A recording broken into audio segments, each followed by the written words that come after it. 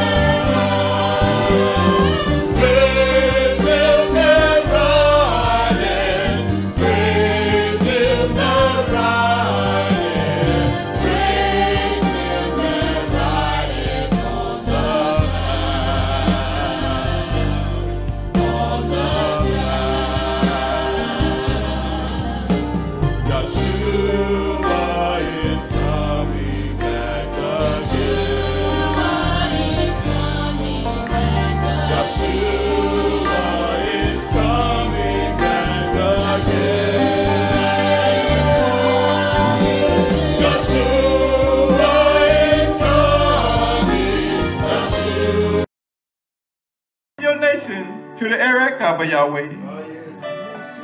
To feed us, Abba Yahweh. That we endure this race just a little while long, Abba Yahweh. That we don't get weary on this journey, Abba Yahweh, that we on, Abba Yahweh. To strengthen that one, Abba Yahweh, they have no one but you, Abba Yahweh. But one thing for sure, Abba Yahweh. You're the one that can take that one on through this battle, Abba Yahweh. Oh, we rebuke you today, Abba Yahweh. Oh, for your precious son, Abba Yahweh. Oh, and that precious dome, Abba Yahweh. Oh, how he hung upon that stake for us, Abba Yahweh. Oh, we told you, Abba Yahweh. We know we weren't worthy, Abba Yahweh. But Abba Yahweh, you seen something in us that we didn't see in ourselves, Abba Yahweh. It was by your voice, Abba Yahweh, that you said you will make us yours, Abba Yahweh. How can we not praise you this great day, Abba Yahweh, this Sabbath home? How can we not lift you up, Abba Yahweh? But we see this world, Abba Yahweh, is going about doing their own thing, Abba Yahweh, no concern about you, Abba Yahweh. But Abba Yahweh, you have told us we have no worries, Abba Yahweh. Because you have everything under control, Abba Yahweh. For we know, Abba Yahweh, that you're the wing, Abba Yahweh, that we can get up on, Abba Yahweh. And everything will be all right, Abba Yahweh. We know, Abba Yahweh, any time of the day, any time of the night, Abba Yahweh. That any time we get on our knees, Abba Yahweh, we know you're right there, Abba Yahweh. We know there's someone, Abba Yahweh, as we cry out, Abba Yahweh, that'll give ear, Abba Yahweh, and listen to Abba Yahweh. Oh, we rebuke you today, Abba Yahweh. Oh, for that mighty one, Abba Yahweh. That'll never leave us or forsake us, Abba Yahweh. Oh, hallelujah, hallelujah. Have your way in the midst of this house, Abba Yahweh. Because we know you're here, Abba Yahweh.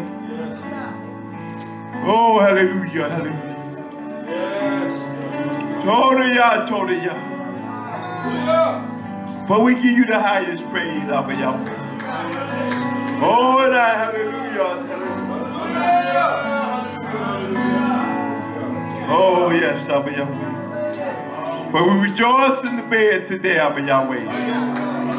Just to be in the house one more time, Abba Yahweh. Hallelujah, hallelujah. Torah, Torah. For YHWH HaMashiach. Hallelujah. Let us stand to our feet, nation. Lord, we trample in the mountain of Yahweh and YHWH HaMashiach. Hallelujah. Hallelujah. Hallelujah.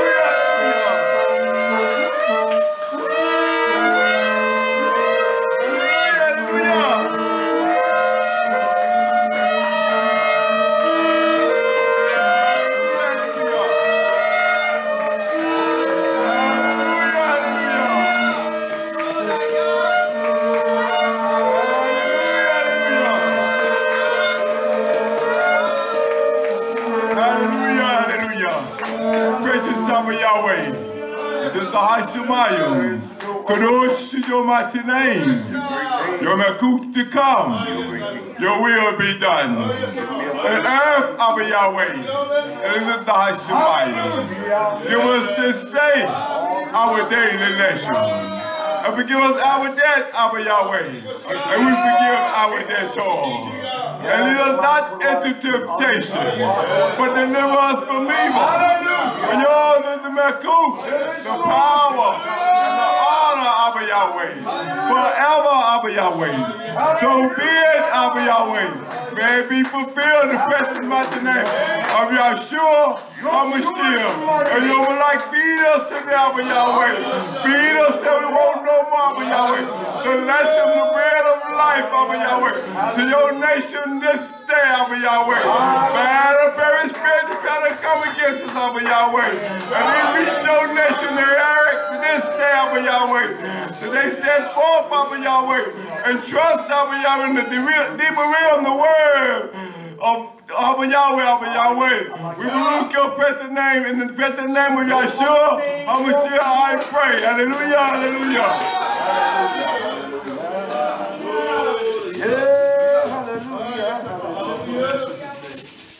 Hallelujah, hallelujah. For Kodesh is the name of Yahweh, for there is none like him, YisraYah'ale, and all the old land.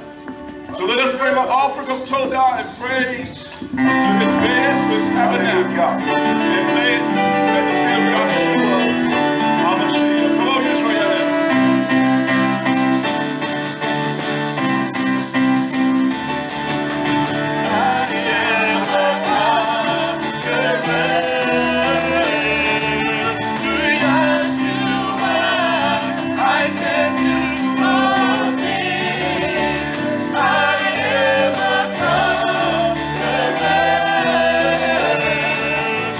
Yeah.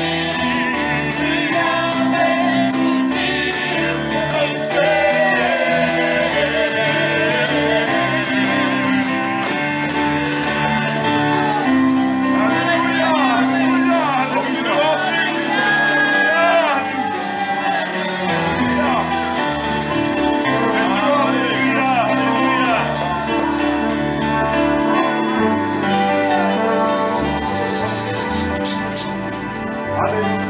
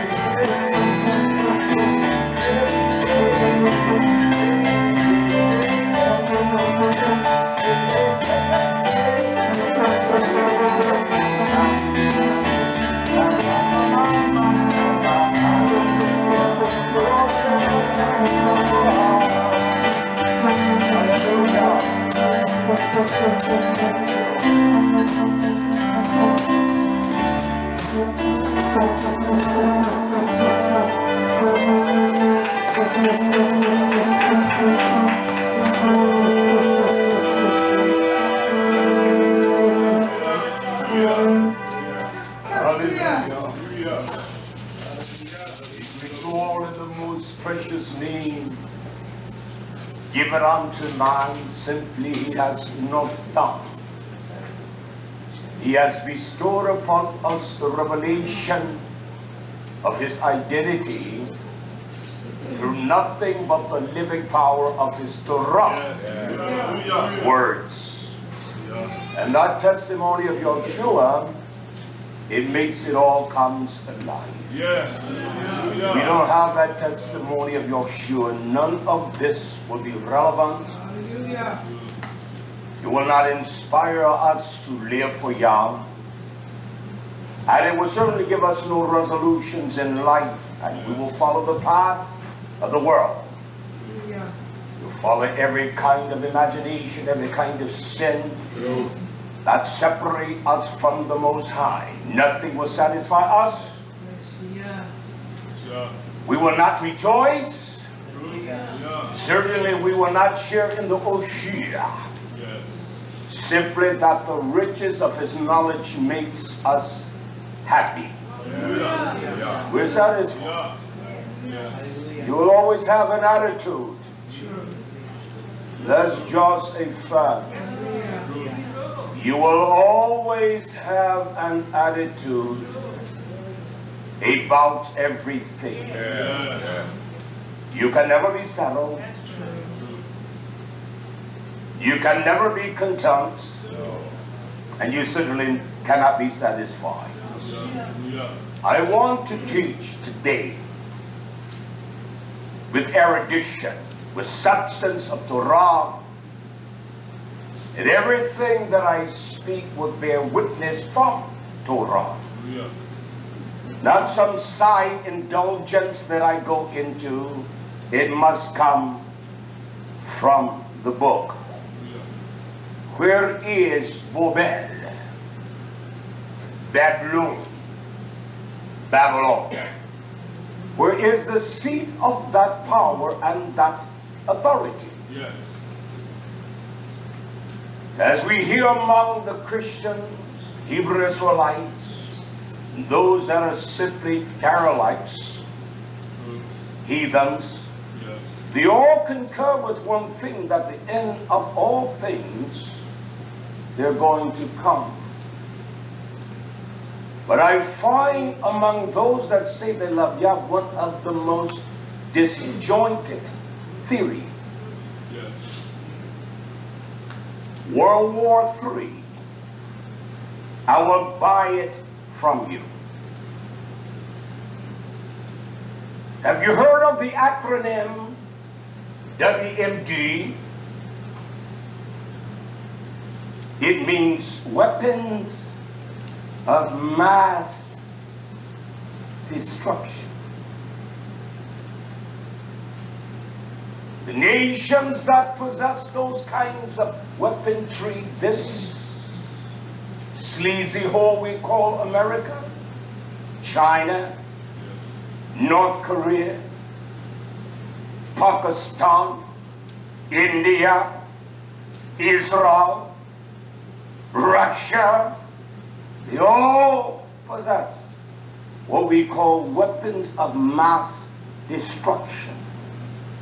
This is all going to identify Babel. Yeah.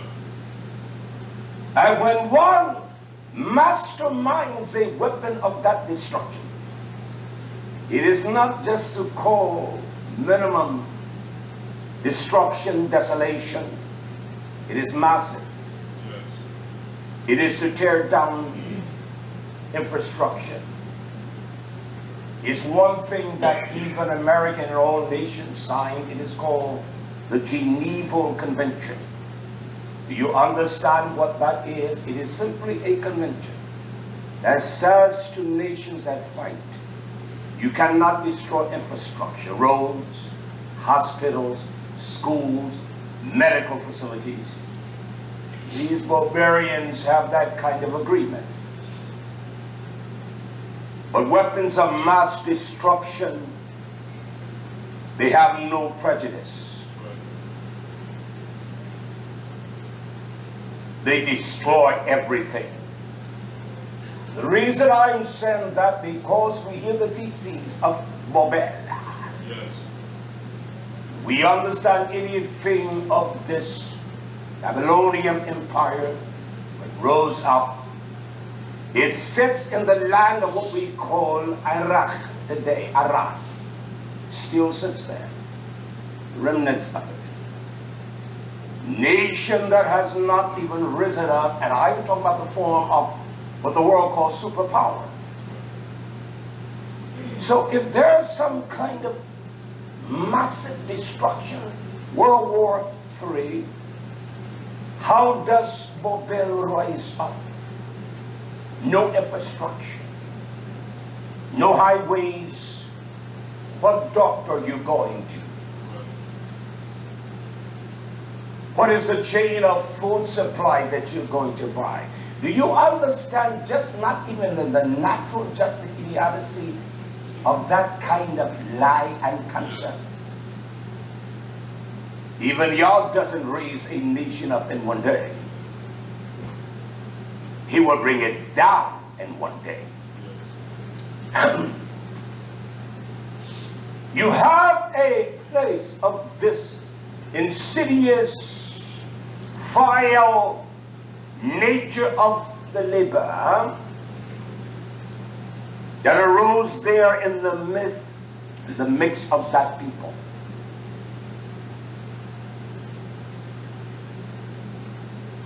Even the forefather, the patriarch of our generation, his name was Abraham.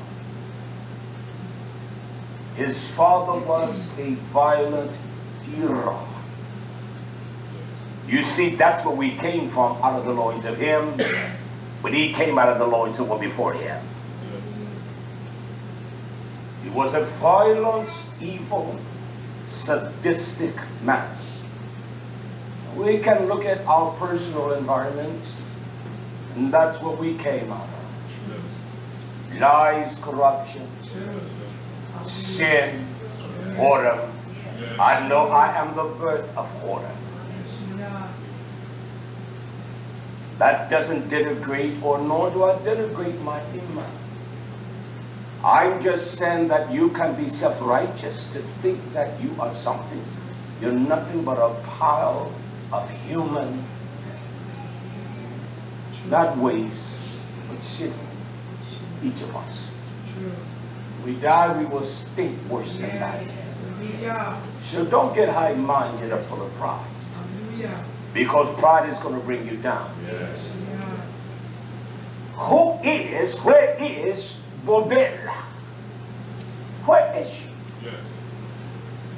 Where does a nation rise up with that kind of profound power, captivate the Muslims, the Christians, every kind of theology, and what is going to believe? Who can tell me, please? I'm an ignorance man. I'm not smart as some of you. I'm not. I don't want to. Where does this nation rise up from? From World War III, when the whole, what we know as a planet will be decimated. The weather pattern and all changes. Growth. You have that kind of spewing of nuclear activity, nothing is going to grow. And if you eat it, it's going to kill you.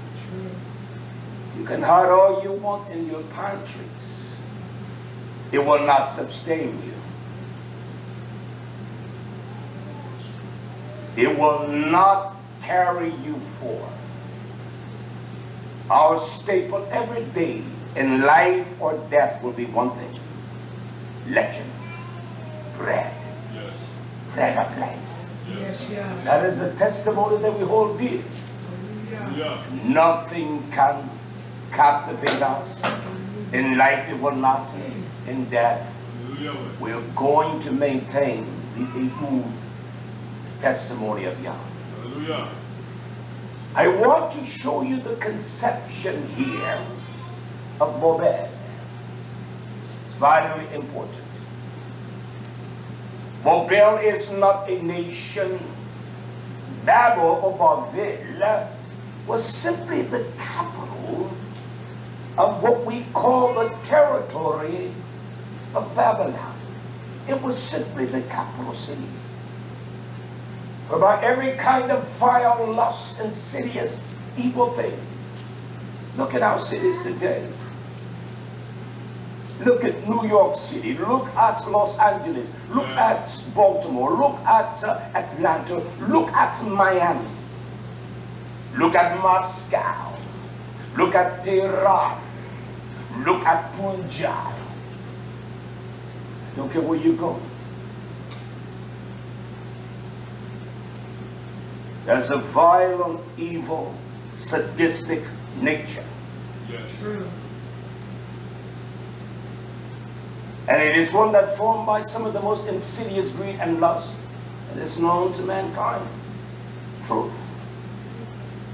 How did we, or these scholars with all of their scholarship, establish the identity of Bobel as they have established this land as the land of Mitzrayim or Mitzray?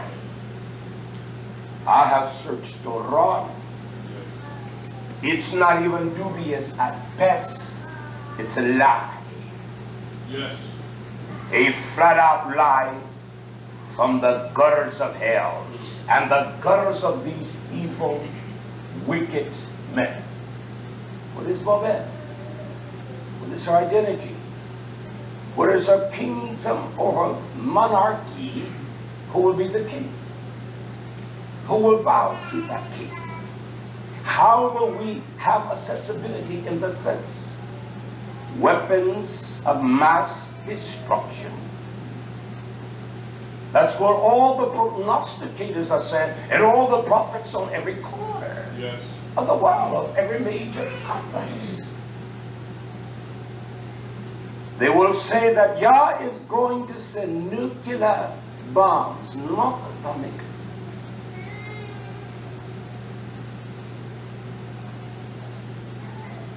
They're massive. They destroy humankind, animal kind, plant kind, bug kind, beast kind. We understand the graphics of Hebrewism and Greek. So in the Greek, the word ethnos, it means a nation, a collecting, a gathering of people, animals, species. So what do we eat? Food. Please tell me. Yes. How does this monarch, this king? I will show you the heart of the king of Moab. Y'all say you're coming down. Yes. I will show you the initial concept of this. I cannot get to the depth of this teaching unless I give us some informative knowledge of this. All right? Yes. I want us to peer at Bereshit, Genesis, chapter 11, 1 verse 16. This is the first monarch of great power upon the Olam. His name was called Nimrod, and he ruled. He became a deity, a god to the people. What is your God? Who is your God? Who makes the laws of your life? Who tells you you're right or wrong? Yes. Became a god. It says in that one verse, Yah said, behold, this is the catalyst here. The people is Ichad. They are one. They are one. They have the same mindset. And my mind is no different than any man who knows not the will of Yah and understand Yah's purpose. Because your mind, my mind, think the same violent, evil, stinking lies and corruption as anyone's mind. Yes. You can trick some of the people, but you will never trick this simple messenger. Yeah. It's only by the kindness of Yah that he has brought us here. Hallelujah. No works or nothing we have done. The people is one. They all have one language, and our language is the same. We purport lies and untruths and every kind of evil thing we speak, the same kind of sin. The sin in India is no different than the sin here. The sin in Trinidad is no different than the sin in Jamaica. The sin in Jamaica is no different than the sin in Mexico. They kill, Yes. they rob, they commit adultery, they fornicate, daddies leave their children, sons kill their father and mother. It's the same sin, all right? No different. So that doesn't put you on any kind of proving ground. He says, and this what he says, there's a semicolon, and this they began to assign, what they began to form. Do we as a people form things in our minds and thoughts? And we will say, I don't care what nobody says. Nobody. I'm my own man. I'm my own woman. We talk crazy like that. Yes. I don't care what he says or she says. This is how I believe. That's how ignorant we have become. And then Yah says in a profound statement with a colon there, and nothing, not anything. Nothing will be that, nothing will be inaccessible. Can I ask us a question today? Is there anything inaccessible to us in the way of this web, this power to draw our minds and to seduce us and bring us unto the bondage of the worldwide web? Nothing. You got people in the hills of China act just like young men here in America.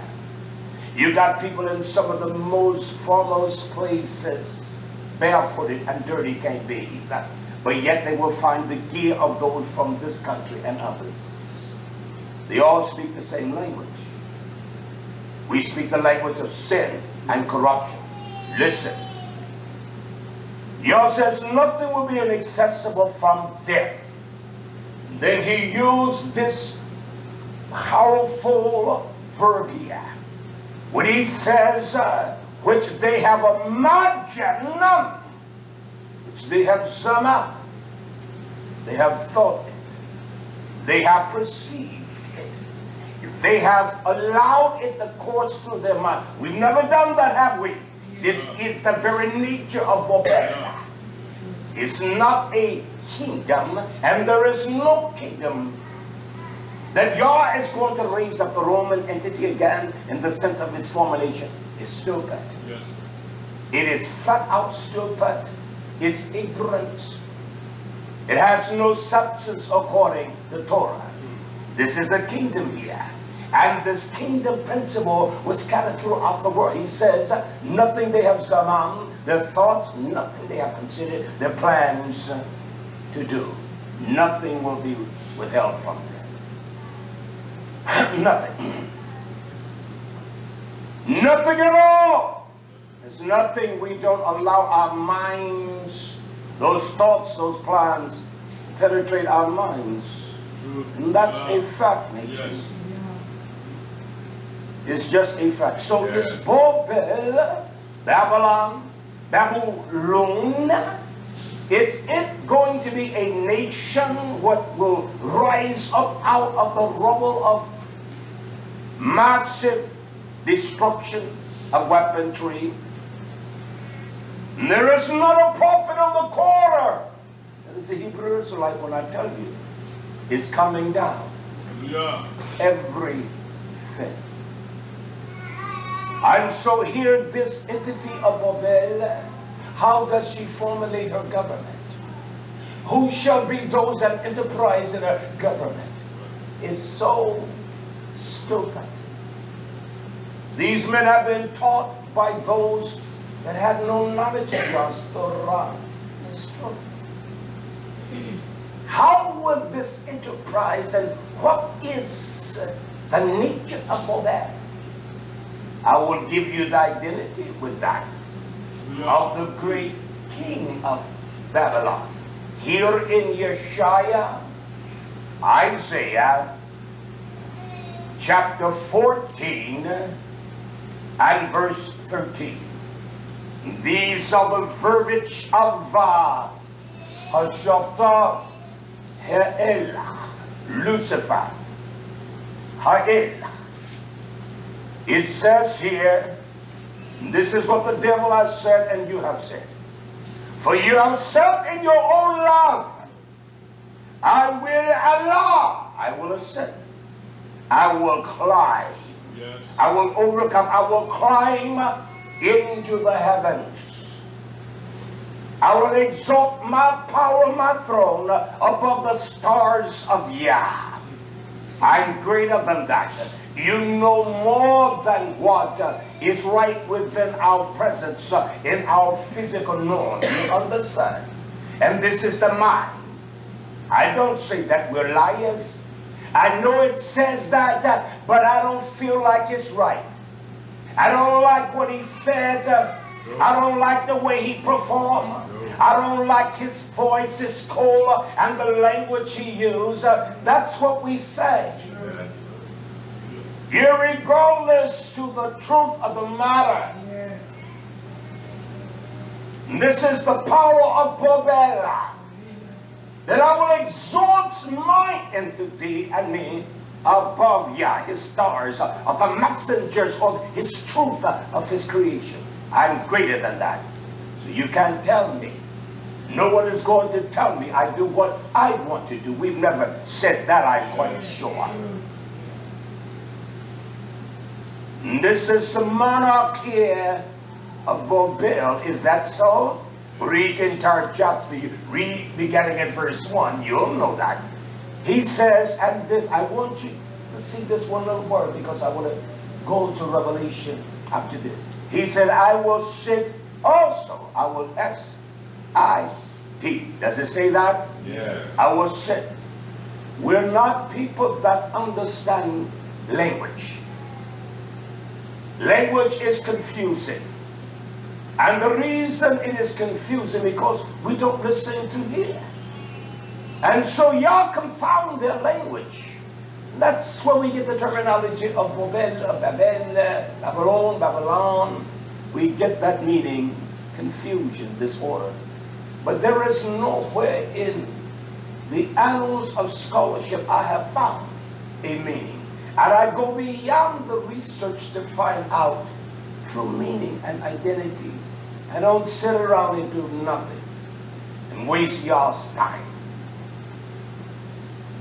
I want you to put a little line under that S-I-T, sit. That's important.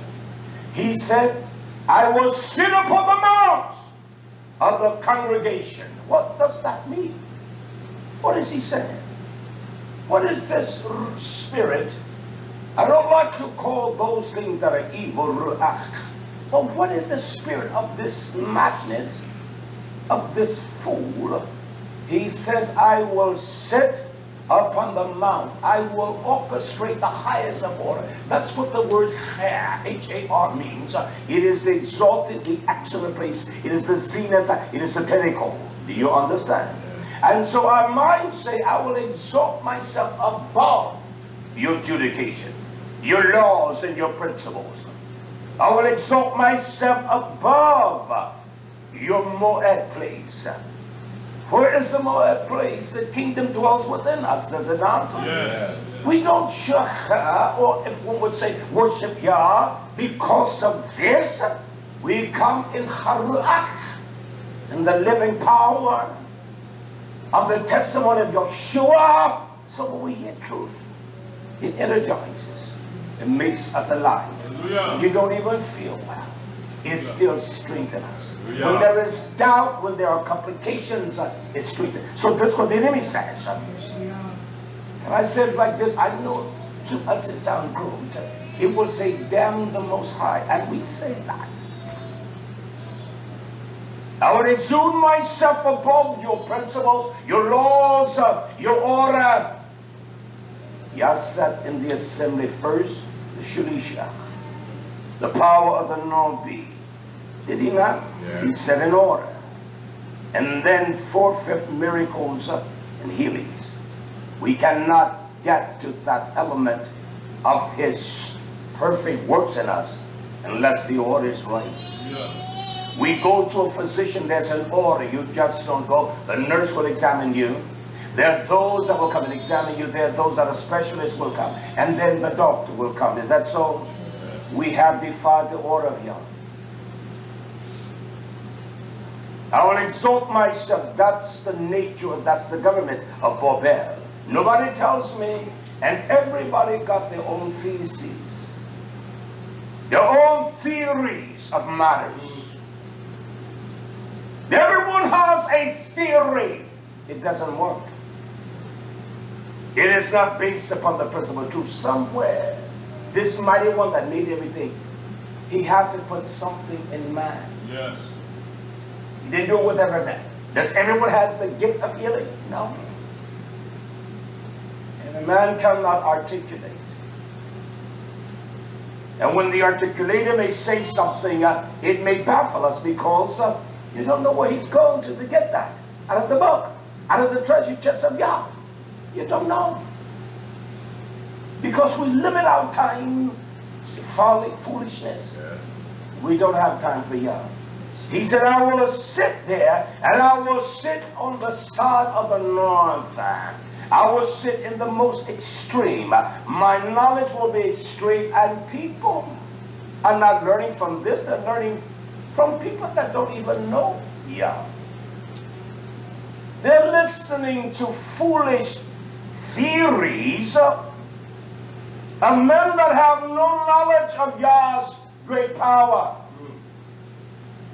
This is the nature of Hashotam. This is Lucifer. This is the kingdom of Babel. I will prove all things. Can I do that to us? Yeah. I will prove all things. This is the nature of Babel. This is our hearts. I will say to you, read the whole chapter, Bereshit, Genesis, chapter 10, and you will learn some things, all right? I have all this information here. I'm not going to even go through these things because I know what it says here, all right? Yeah. But I want to go, hallelujah. Hallelujah. I want to go here too. back to Bereshit, Genesis 14.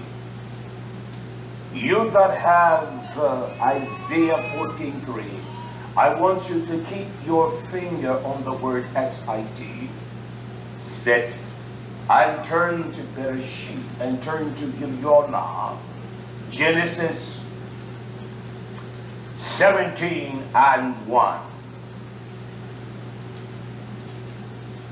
What is a whore?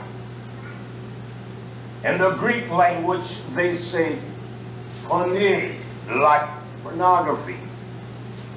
She receives everything that she perceives is valuable to us. Can I show us an example? You hear someone say something, and you transfer that to your wisdom and knowledge, and you go and show someone what you have learned. You want to be most excellent than them and show them you have the gravity of knowledge and matters, and you really don't, because you haven't experienced that thing. So Genesis chapter 17 verse 1 says, now the perfect order of Yah, the seven Melachim, nothing can intervene, nothing can cause this to be nullified.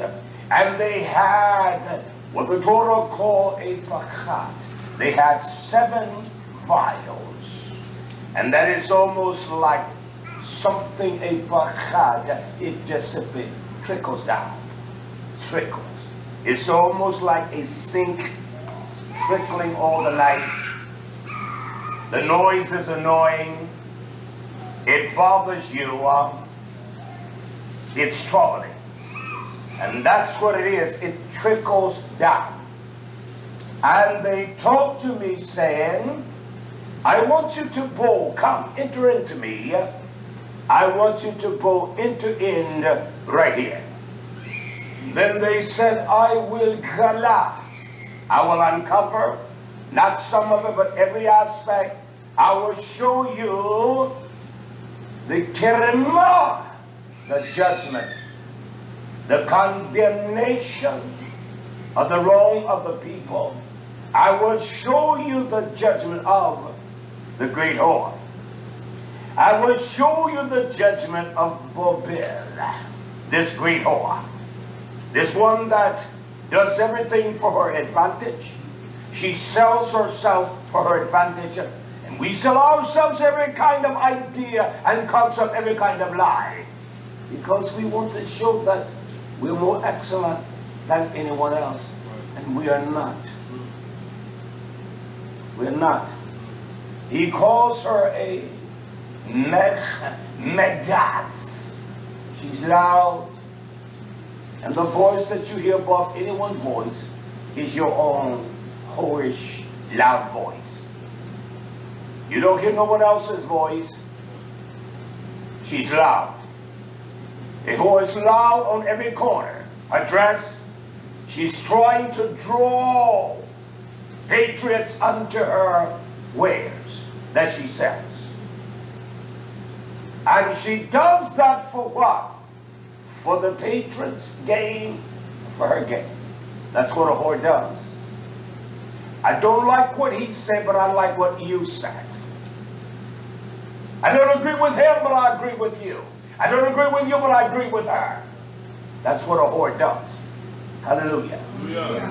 He said there's a judgment for this great megas whore, she's loud, that sits. See what it says? Yes. That sits upon many waters. What does the many waters imply? And this is where the adjudication in Torah give us wisdom. Not your concept or your belief. Look at Revelation 17, verse 50. And this is what the Melech said unto Yochanan. And he uttered unto me, and he says to me, the waters or the who door the waters, and the waters, the who door is the fountains and rivers, like our Zochim brought out to us in his last teaching. Yes. The fountain of living water. He says, and he says to me, the waters which you saw. We just saw upon the many waters, did we not? Yes. Does it say many waters in Revelation 17:1? Yes. He said, the waters that you saw, or the waters which you saw, were the whore, porneia, this prostitute. She's a harlot of every degree. She sells herself for defilement for her gain. And that's what a whore does. And that's what our whorish mind does. It sell our truth to satisfy our lies. It will incorporate lies and wrong, and you know damn well it's wrong. Yes. You simply don't give a damn because you are a whore and you are pretending with me. You are a child of hell and of the devil. Period. He says the whore that what? Sits. Listen.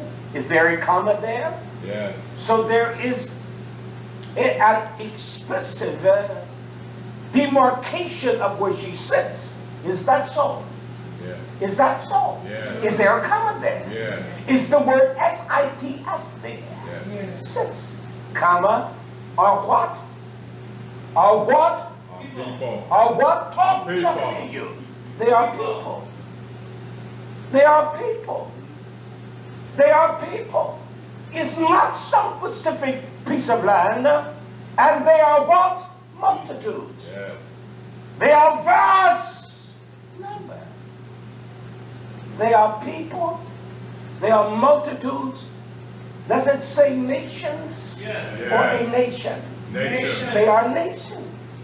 So you tell me that Babel, her kingdom is going to encompass the world? Sure it is. Sure it is. It's one thing about any kind of kingdom. It needs a religious mandate. And so the minds today are polluted with religious concepts. She must have a form of worship. She has to have that. Our praises that Yah gave unto YisraYah'ale, he said, kill everything. The animals, burn it out. Because he knew the defilement and how it would defile the people. Hallelujah. Hallelujah. He knew how it would defile us. And there are things that people say, I burnt that bridge when I crossed it. You better burn those bridges. I burnt those bridges when I crossed them. He said not only nations, but it's also tongues. Does it say that? Yes. Language. Well, let me give credence to that. It means nothing by standing alone, does it? But it does. Give y'all now Revelation chapter 14. Verse 6. This is what Yochanan said, and I saw another melech, a messenger, those that dispense the truth of Yah. I saw that one fly in the midst of Hashanah and the heavens above me, yes, having li'olam bizur'ach, having the everlasting teaching, the message of Yah, to declare to them that dwell where? Upon the earth. Doesn't it say that? Yes. Upon the eretz, upon the earth.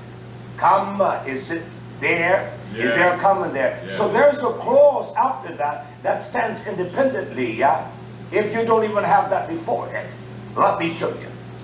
If I take out the conjunction and just say to every nation, that alone is a statement of identity, and it stands by itself. Does it say to every nation? Yes. Does it say to every nation? Yes. To every ethnos, to every nation? Does it say unto every fully or every kindred? Yes. Now I want to show you what Fulemi. I got this down for us to understand. I want to pronounce its identity precisely like it is conveyed in the Greek language. Phule in the New Testament, that's what it says. All the persons descending from one of the 12 sons of the patriarch Jacob, a race, a nation, a people. You'll hear that. Yes. That's why we need to study men. And when you don't know, shut your wicked mouth. Yeah. It troubles me when people think they can talk on the level of a doctor. You can't talk on this level. You can't talk on the level of a master brick mason. You cannot. I was talking to my friend the other day, and he was telling me about this old man that can't even do what they can do. He knew everything. And don't forget things, son. Trying to tell them how to do their job, and they've done that kind of job 10,000 times, in essence. And my friend said when I began to talk about gardening and farming, he was baffled. This is a stupid, unlearned generation. Yes. Not only every kindred, but it also every tongue or glusa. Yes. Did it say tongues there in Revelation 17:15 at the last? Yes. Every gluskos. And it also used the word lahos. And every people. Lahos, I want to identify its meaning. Lahos is people, groups, tribes, nations, all those who are the same stock and language. All those that speak the same. Now this where this whore sits. So is she an identity that sits in a place? Well, let me take us back here and read a tremendous bewailing and agony of Dawid. I want to show you where she sits, okay? Tehillim, Psalms 137 and verse 1. It says, by the Nahar, by the rivers, does it say that? Yes. It says, by the rivers of Bobel, there we sat by the rivers. What rivers, or what are the two rivers that Bobel sits upon? She sits upon the great river Euphrates, between the firmaments of her, the Tigris. That's where her identity is. What does the two rivers stand for? Rivers are meant, as we learn, the fountains to flow, right? What has flowed out of Aholah and Aholabah. Two rivers. They flow, and the Torah talks about how they do it, and they flow with every kind of crop, wicked deed there is. There are two houses, Yehuda and Ephraim. There were two people in her womb, Esau and Jacob. We don't labor in the Torah, we labor in lies that we cannot even substantiate. You fool, man. Woman, you are a stupid jackass of a fool. Yah sets the order of his house. Hallelujah. Hallelujah. And that's just a fact of it all, nation. Hallelujah. Hallelujah. Let's move a little further. We're talking about the many waters. Yes. I have everything broken down here, but because of time, and I said to Yah, I'm going to take my time and teach.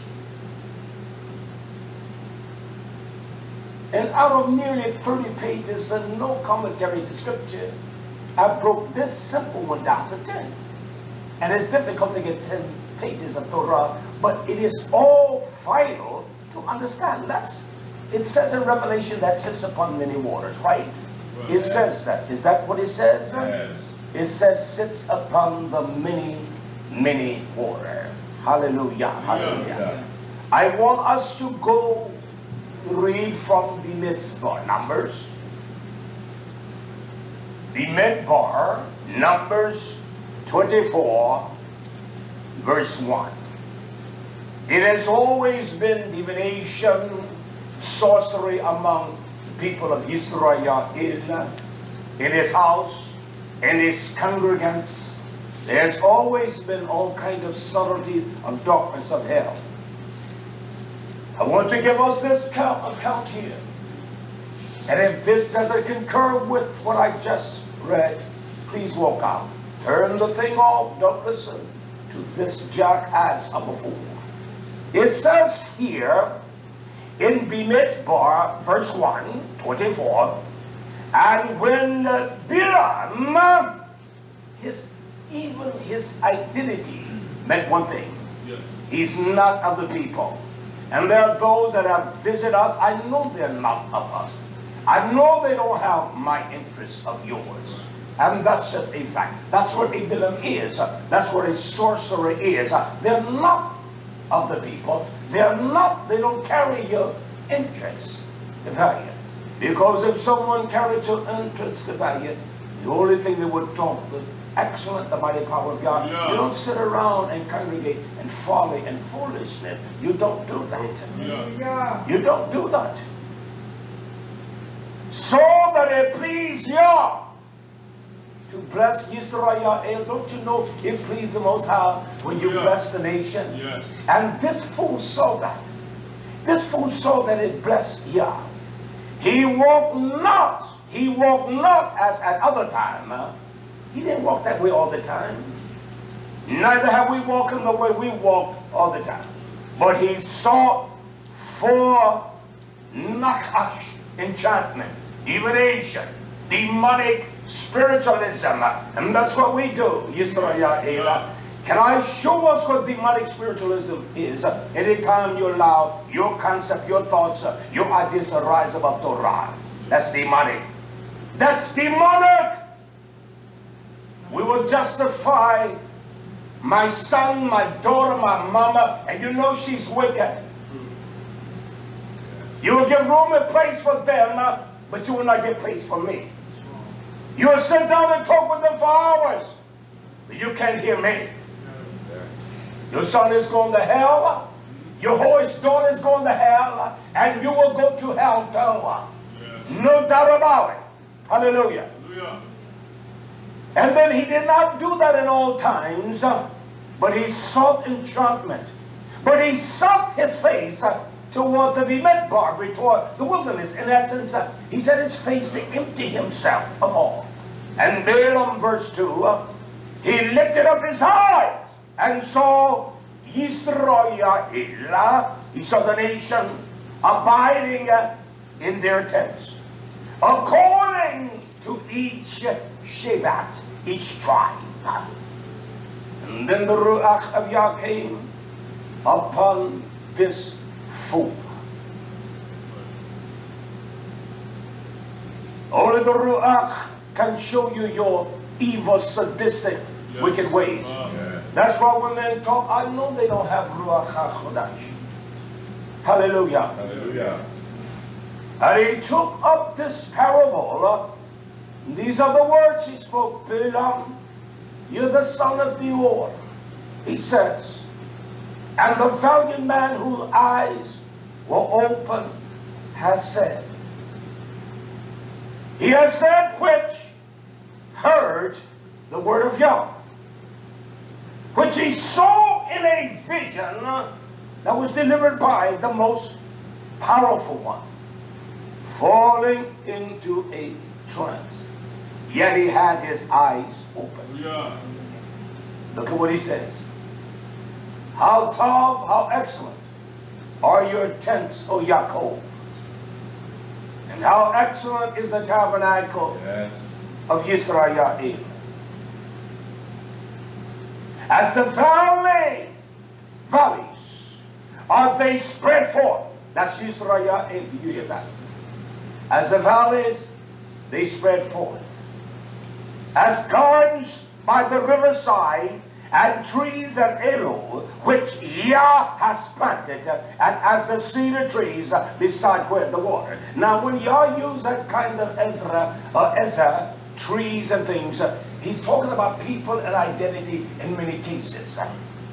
Then he says in verse 7, he shall pour out water of Jacob's bucket. Are those the words I just read correct? Yes. He will pour out the blessings of the word of the Maya, the riches, the blessings, the safety, out of the bucket of the promise unto Jacob. He will pour that out. And his seed shall what? They shall be where? Many waters. They shall be where? Many waters. And they shall be where? Many waters. Did I not begun this showing us what the many waters represent? Yes. He said, my seeds. This horse sits upon many waters. She doesn't sit on the two rivers of Euphrates and Tigris. Now, I'm saying that to show you the unlearned mentality of this generation, and men that are fed are stupid. They don't know, nation. They don't know. You that are listening thus far, have you ever heard anyone, I don't make no boast because I'm nothing. You've never heard anyone break it down like that. You have never. Because they don't know. Oh, that's not, this is just the beginning, all right? Our God has come in truth. His seed that sits where? Many waters. His seeds that are upon what? Many waters. Talking to you. Many waters. Many waters. Many waters. And the horse sits Bobal. She sits upon the waters, the many waters. Why? Because this is not some physical kingdom. America is not Yisrael, because I'll search I would say this, I don't want to fabricate. I would say I can take any of you all to my home and show you the teaching I got on Yisrael. I have searched, I would say 60 or 70% of the book just on that one subject. Yes. And the nature of YisraYah'ale is no different than Bobal. He rejected the messenger of Yah. Do we reject the messenger of Yah? Yes. Sure I do. They reject the messenger of Yah. It entreat its people wrong. It defied the mandate that came from the Most High, the Pharaoh. And Yah said, I will kill you. And he says, I am a king. And that's the way we are we not? Yeah. So Yisrael is not America. No more than Bobal was America. The world is Bobal. He did not just in his nation. There between the two rivers, he sent them into Eretz. Yes. He sent them into all the world. Right. He confounded the languages. So how many languages do we have in the world? We don't even know. In India alone, with dialects and language, they have 145. Do you understand that? When I was there in Kenya, just there in the Kura, the mountains, the regions, the Maasai, and all that, they all had different dialects and languages. We are an ignorant people of every degree. And that's just a fact. Just in India alone, there are 17 major languages just in India alone. 17 languages. You don't know it. In India alone. 17 major. And so with 17 majors, you got all kinds of dialects. Yes. People make the dialect or the language phonics of, say, one raised in New York and the Tonga, or one raised in the islands of the sea, where there's a not a gutter, but one from Jamaica will say gat. One in Britain will say, well, it was, of course, it was not, man, that. And so it's the sound of the voice. One in German means "Wort, man," because it's the gutter language. What did you say? It's confusing.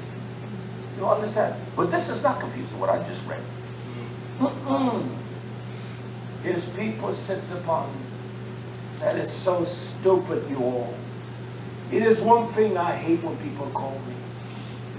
They will say, I found out who I am. And I would tell them, you're nothing but a dirty, filthy, wicked sinner. You've been a Hebrew doesn't mean nothing. It doesn't mean a damn thing. Did he kill Hebrews? Yes. Who killed Yahshua? Hebrew Israelites. Who, when Pharaoh said, I give you Barabbas or him, they said, damn Yahshua, give us Barabbas. You can dress it up and say that and say that, but you're a flat-out liar. I would prefer them saying, I found out how wicked I am and how ignorant I've been. That changes the whole dynamic of my conversation. I've learned now not to say anything. I'm a Hebrew Israelite. It means nothing. The one that shall come against the testimony of Yahshua, the anti-Hamashiach, will come right from among us. That tribe. It's not some. Barabbas didn't come against those that were Hebrew Israelites there. It was done among themselves. As the old proverb, they would say that only about people of my youth. They're just like crabs in a barrel. Every people is that way. Every people, white people, black people, brown people, every people are that way. Americans, African Americans, Caucasian, Caucanozoid, they all are that way. It makes no difference. They all are like crabs. You said the Saudi people that would be different than all. That would be different than all. Being a Jamaican doesn't mean a damn thing. Being a Trinidadian, being a black American or a Hebrew American in this nation, it means nothing to you. I'm just letting you know. Fool.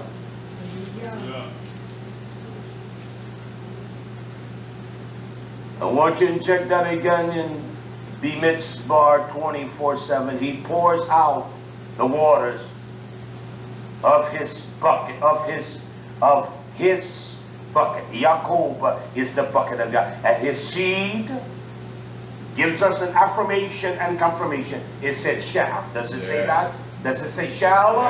And it says in Revelation, and the whore that sits upon many waters. And Yah's people shall be upon many waters. And their minds are just as hoish and delusional as it was in the day they said to Yah, when Yah confound their language. Here's the Hebrew camp here. Their language baffles each other. Those ends don't know what they're saying. That's what they say. In that chorus one, in a 4-square block, you got 4 different groups. And even their language is different. Even their talk is different. Yet they all say we're Hebrews. The ignorance of this generation is profound. Where are the strong men? Yah raise up the young Nabi, the prophets. I'm talking about real men. I'm not talking about the boys that get offended, get upset when you tell them they're liars.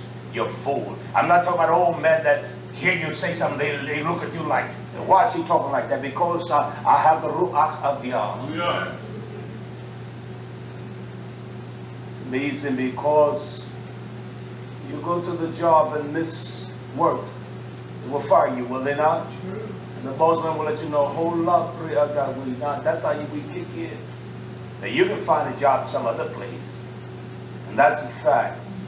This is a stupid, ignorant generation. So I did establish that his seed shall be in what? Many?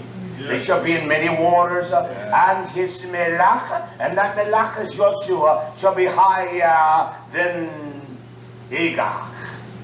It will be higher than the one that I commanded Shaul to finish off. And then I had to take care of him with my Nobi, Shemuel. Shall be higher than them, and his kingdom, and the kingdom that is within, shall be exalted. That is the kingdom of Yah within. And we will see the manifestation of all that when the change comes, when all of this is gone away. These people have no glimpse of that. These Hebrew Israelites have no glimpse of that. The white man don't have a damn glimpse of it at all. The Jews have no glimpse. We call ourselves Hebrew Israelites. We have no glimpse of it. We're all as ignorant as they come and stupid as they come. Because if you see a shining light, that the gems of life are there, you want to keep your eyes on that. I would. And that's what I'm doing. And that's what I'm going to do. His people shall be upon anyone. This is the beginning, isn't it? So I read from the last. Did I not? Then I came back to the beginning. Bereshit is the beginning. Bereshit, Bimidbar, is one of the 5 books that they will call, identify as Torah. I came back to the beginning. Did I not? Yes. His seed, his zerah, should be upon many waters. So how do you identify the nation? Just in America and the Americas, and the islands, and the Caribbeans, and that. Now I want us to wake up in Yah's house, all right? Go get up, get you some of those caffeine pills or something. Take them before you come into Yah's house, all right? You wake up. I'm not talking to you. There are you that are young, inspiring, keep your eyes open. Don't go to sleep here, I'm telling you. I'm sick of that. You won't do that on the job. You spend damn hours on the internet, you don't go to sleep.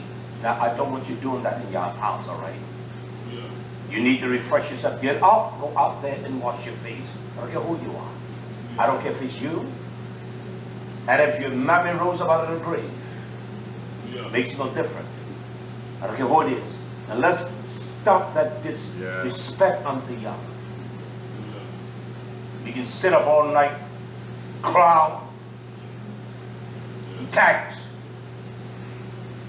Now I want you all to stop that, adults. He's a child, he doesn't do that. I've never seen you do that either.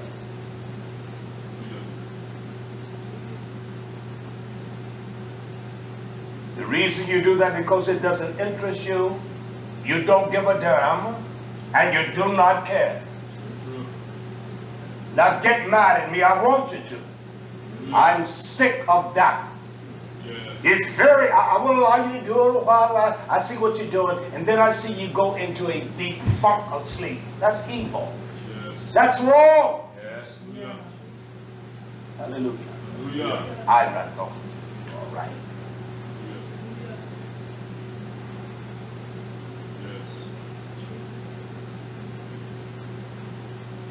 I don't play. That's why we're in the shape we're in.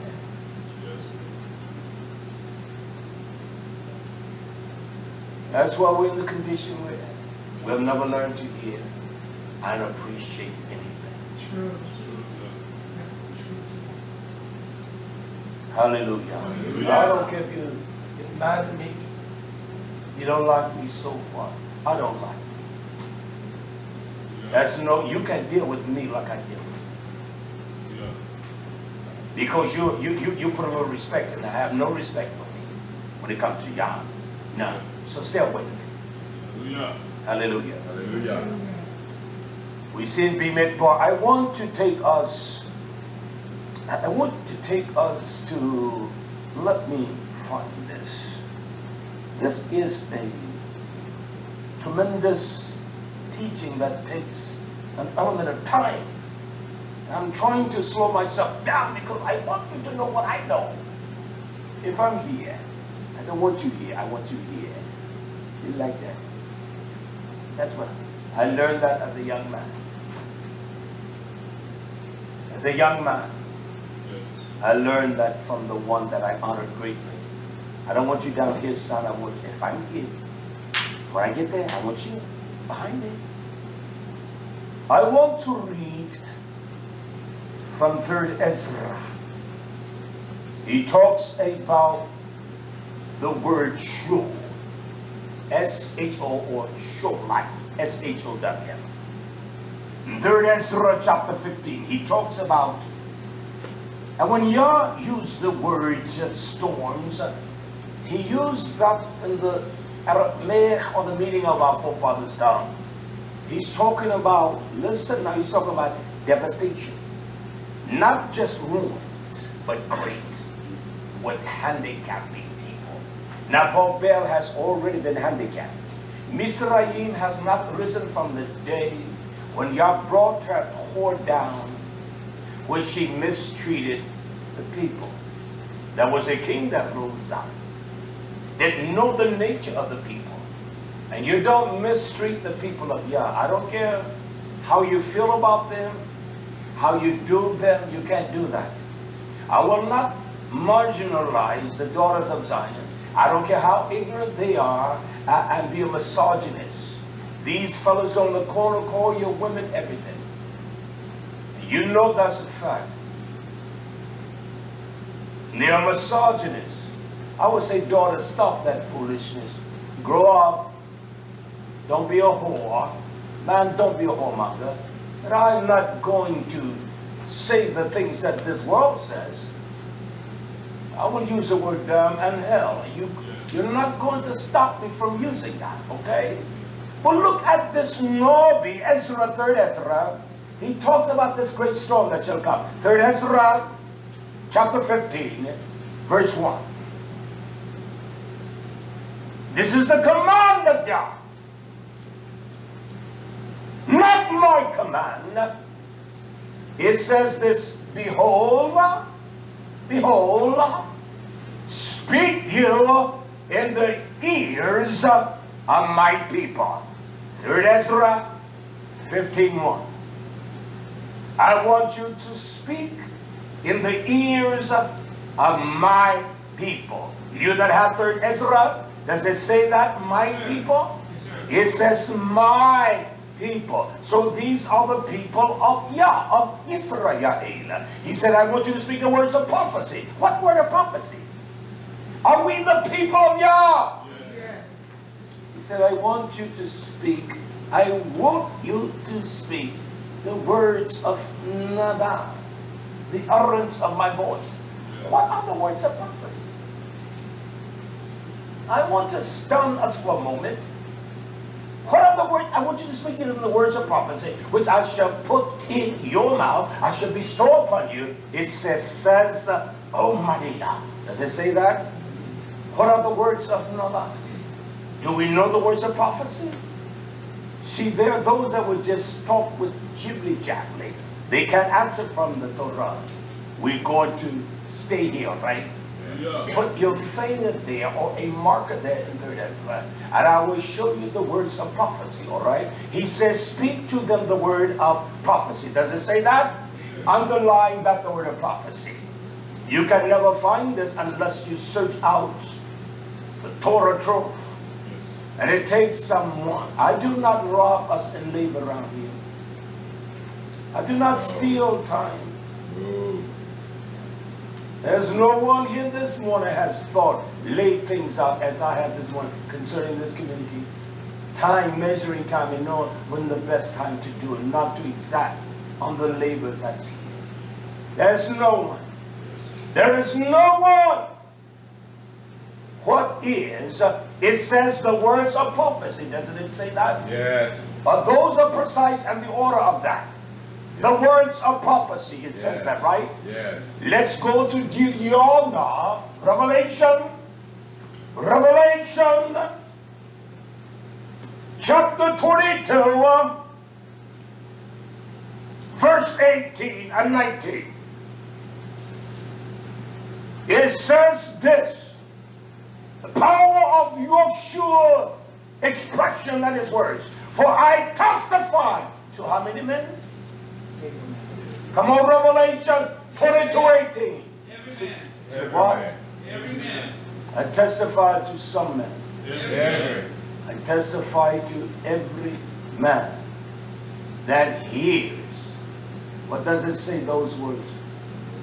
Talk, talking. Hear the word of prophecy. The words of the prophecy. That's what it said. Yes. The words of the prophecy of what? This book. this sefer, of this book. Everyone that hears the word of the prophecy of this book, the words of prophecy is what Ezra said. Yah put the words of prophecy in his mouth to do what? Speak to my people. Where are they? How do I know them? Where I must go? Speak the words of prophecy to my people. That's what it said, doesn't it? Yes. We have not learned. You all have listened to me, have heard me here. We have not learned to grasp things. You can do what I do. I'm not the smartest one in here. I don't want to be. I want to be the hardest working one in here. Yeah. That's all I want to do. He said the words of the prophets of this book, if any man shall add to these things, that's what he said to Ezra, I want you to go and speak to my people. I want you to speak the words of prophecy, this book, this sefer. Nothing has changed, nation. You shall add to him the plagues that are written in this book. There are no new plagues. There's nothing new under the sun that are in this book. Verse 19. And if any man he reiterates the same thing of the prophecy, the words of prophecy. You notice it says the words of prophecy there in Ezra, and it says the same thing, the words of the prophecy. Because it's speaking of the prophecy not only of Yahushua, but when Yahushua spoke to my people and where they were. We better get real, nation. Yeah. We can play all we want to and pretend. We going to hell that way. He says, verse 19, and if any man shall take away from the words of the book of this prophecy, Yah shall take away his part out of the book of life, and out of the book of the city, and from the things which are written in this book. Ezra was written in this book. We must understand the words of prophecy, whereby he gave unto him to speak to my people. And let me know if I am my people of Yah, then I will hear the words that Ezra spoke, and I will identify myself in the location where Yah identified where his people will be, and how to carry out this message to my people. I raise up the prophets, the men that are strong, honorable men, not clowns and shuck buckles and jive cats. I mean men that are strong and real. You see it in their visage. I don't want you all and our children to be left alone. And it was one thing that Yah would always do. He would remove when the people were stubborn. He moved all the old ones out of their way and sent them into the promised land. And they sinned greater than the old ones. And when he removed the ancient of the Zachaim, but this man, I want the Zachaim, that's a Zachaim, she's a Zachaim, she's a Zachaim, she's a Zachaim. Yes, she's a sister, but she's a Zachaim. She's an older sister. And because we have no respect for people, we won't identify. I don't get, she's a Zachaim, she's a Zachaim, she's a Zachaim, she's a Zachaim. The word Zachaim or Zachaim, it identifies not in gender type, it identifies the age of one and the experience of wisdom and knowledge. That's what a Zachaim is. You understand that? She's a mother, she's an ima of knowledge. Her ways express, and it talks of her wisdom and knowledge because of the way she works. And because we're corrupt as hell, we don't respect nobody. I'm not going to say that to him. No, that's who I am. And that's why you have people, they are fake. Hell is not fake. They're phony as a pile of ducks.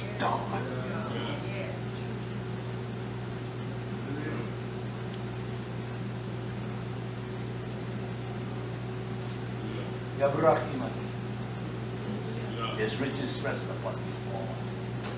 Hallelujah. Hallelujah.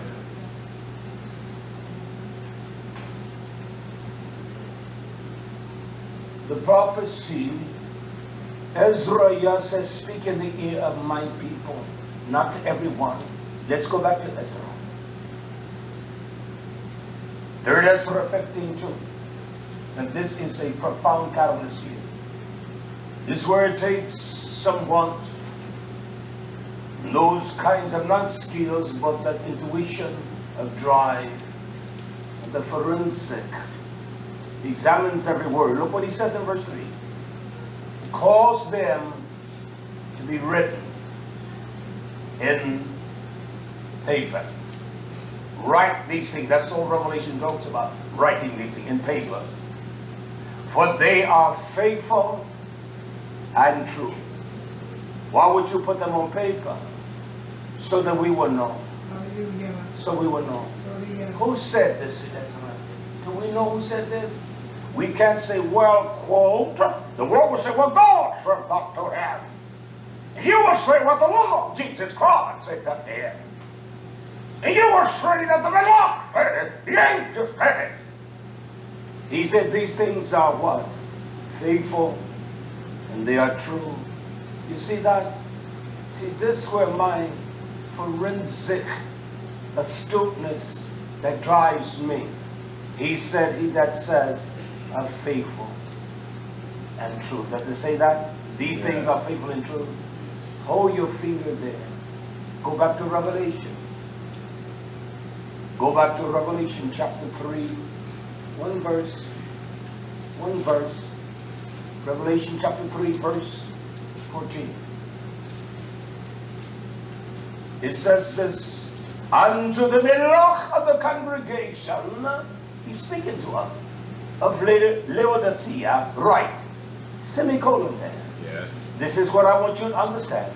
These things says the Omen, the faithful and true witness. Does it say that? Yes. Did it say in Ezra, you write these things, you put down them, for they are faithful and true? Is YHWH the living word of Yah? Yes. Is he the power of Torah? Yes. These things says him, these things that I'm telling you, or I'm informing you, the one that informed me, just like the Melach spoke to Ezra, is faithful.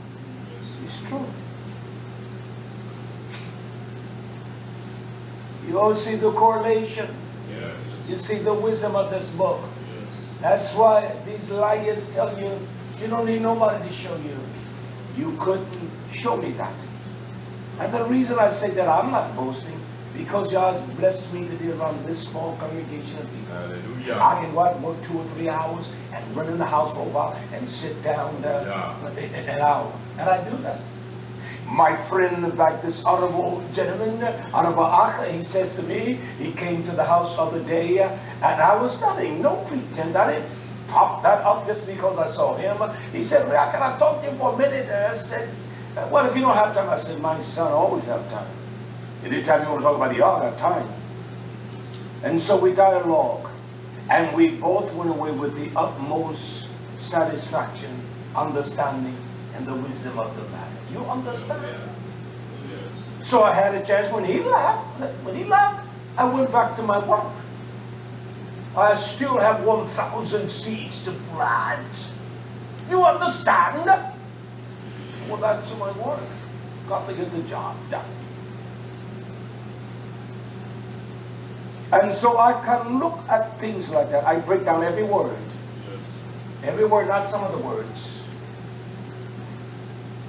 I tried to teach her that she does things her way. And so let me show you now. Look at this. It takes labor to do what I do. I'm not boasting. It takes an enormous amount of time. Can I say this? And I want to show us something profound here. I went to bed last night around, what, 8:30? I really could not sleep. So I sneaked away. Oh, okay. I made no noise. Well, I thought I did. And I sneaked away. I walked lightly so no one or awaken anyone. And I go down to my office and I stay in there studying until 12. I said, okay, I won't get up at 4 a.m. this morning. I'll get up. And I slept until 7:20.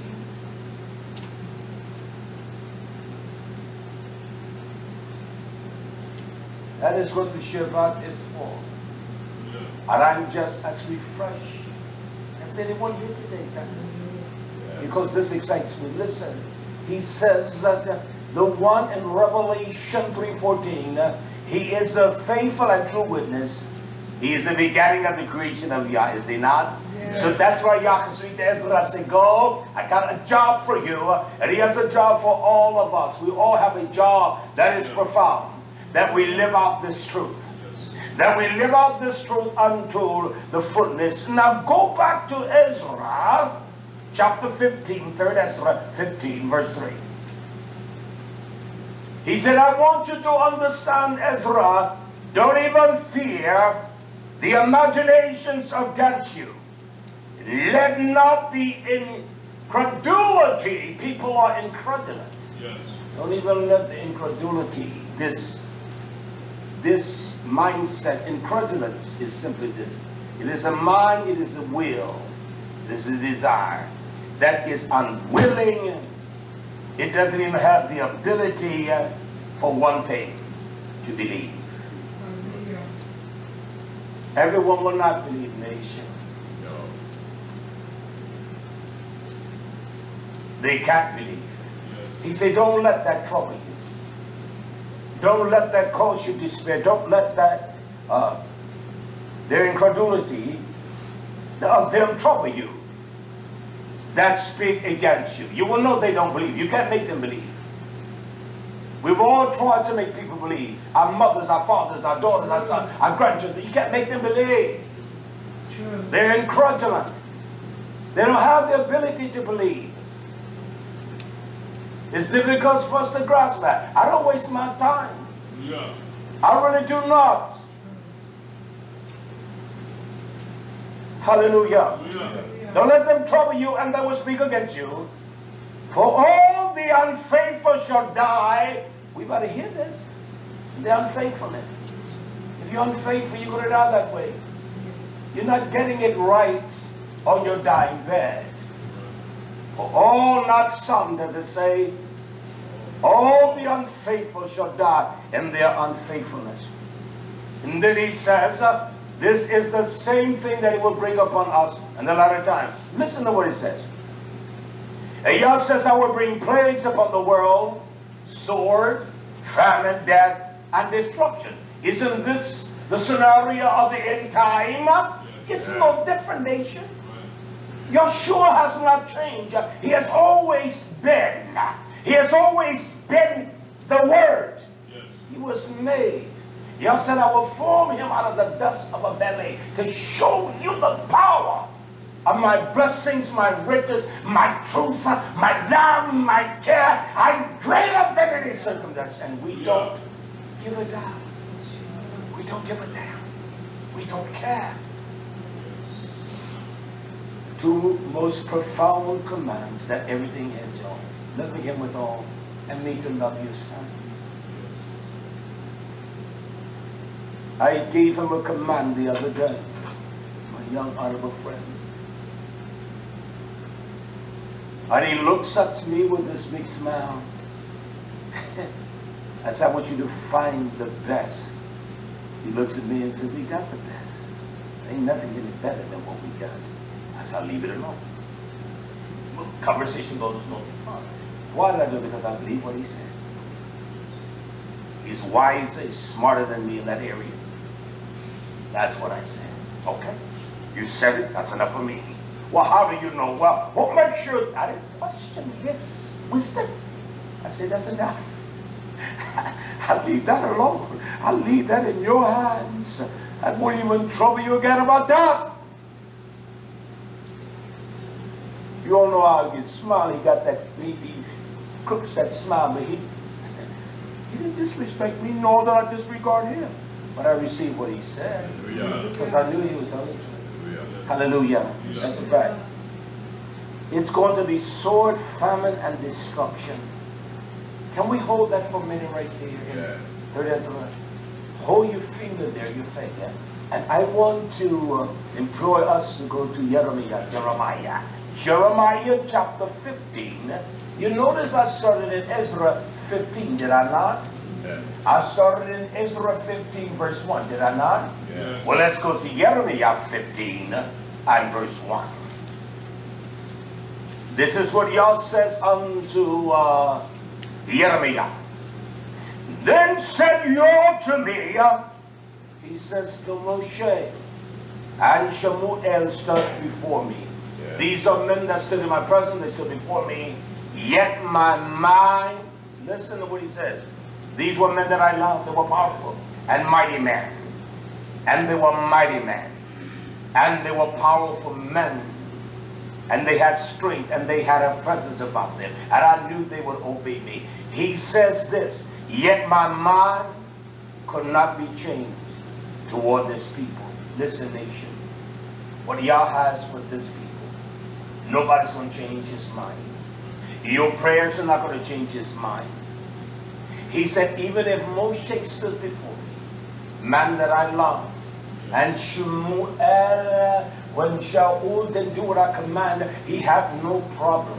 He said, this demon, this devil that robs the nation and takes them into that kind of bondage, he said, I'll kill him, Yah.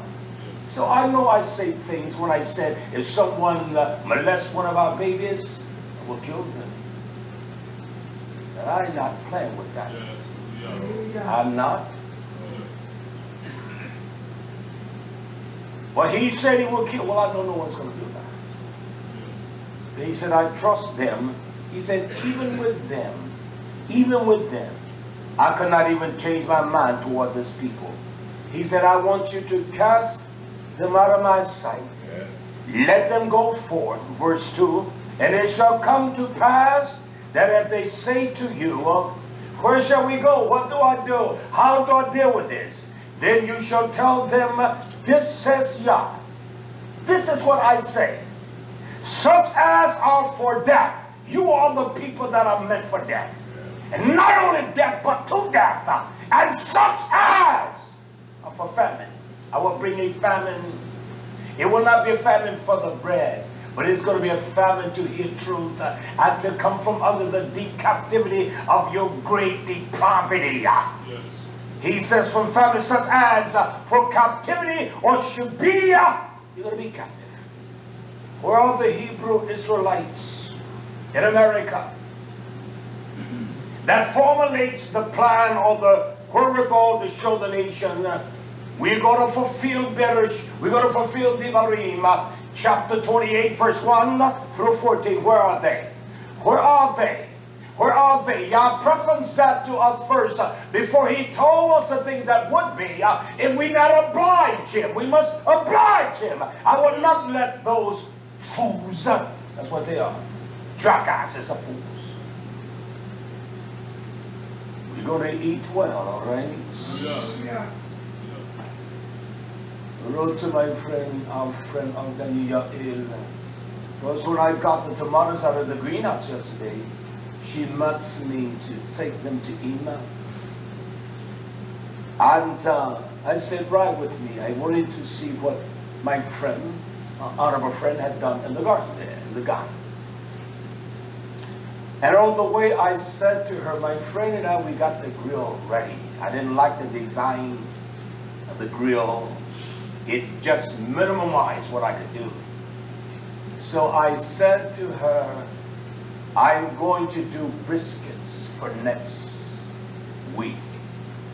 Not just briskets, I like the Angus. And I said, what about some hoagie? She said, oh my, she just smiled. And she said, Papi YisraYah'ale, his daughter, she loves some brisket. Well, I had said I would do a small number, but I do enough so there's more than enough. You understand? And so I was so delighted with my grill, I said, oh my mind, I'm going to cook and grill. And I said, Ima, do I have a lamb there that was mine that I could have, well, give me that too, because I'm going to cook that. So I'll eat well. If not today, next Sunday, I will eat quite well. Yeah. That's a fact. Yes. You see, this is what Yah wants from his people. Why the Hebrews cook out once a year? That's silly. we eat every day and enjoy each other. That's what he wants for his people, whether you buy it or not. Hallelujah, hallelujah. And then he says in verse 6 here, verse 6 of Ezra 15, 3rd Ezra, for the wickedness of this people has exceedingly polluted.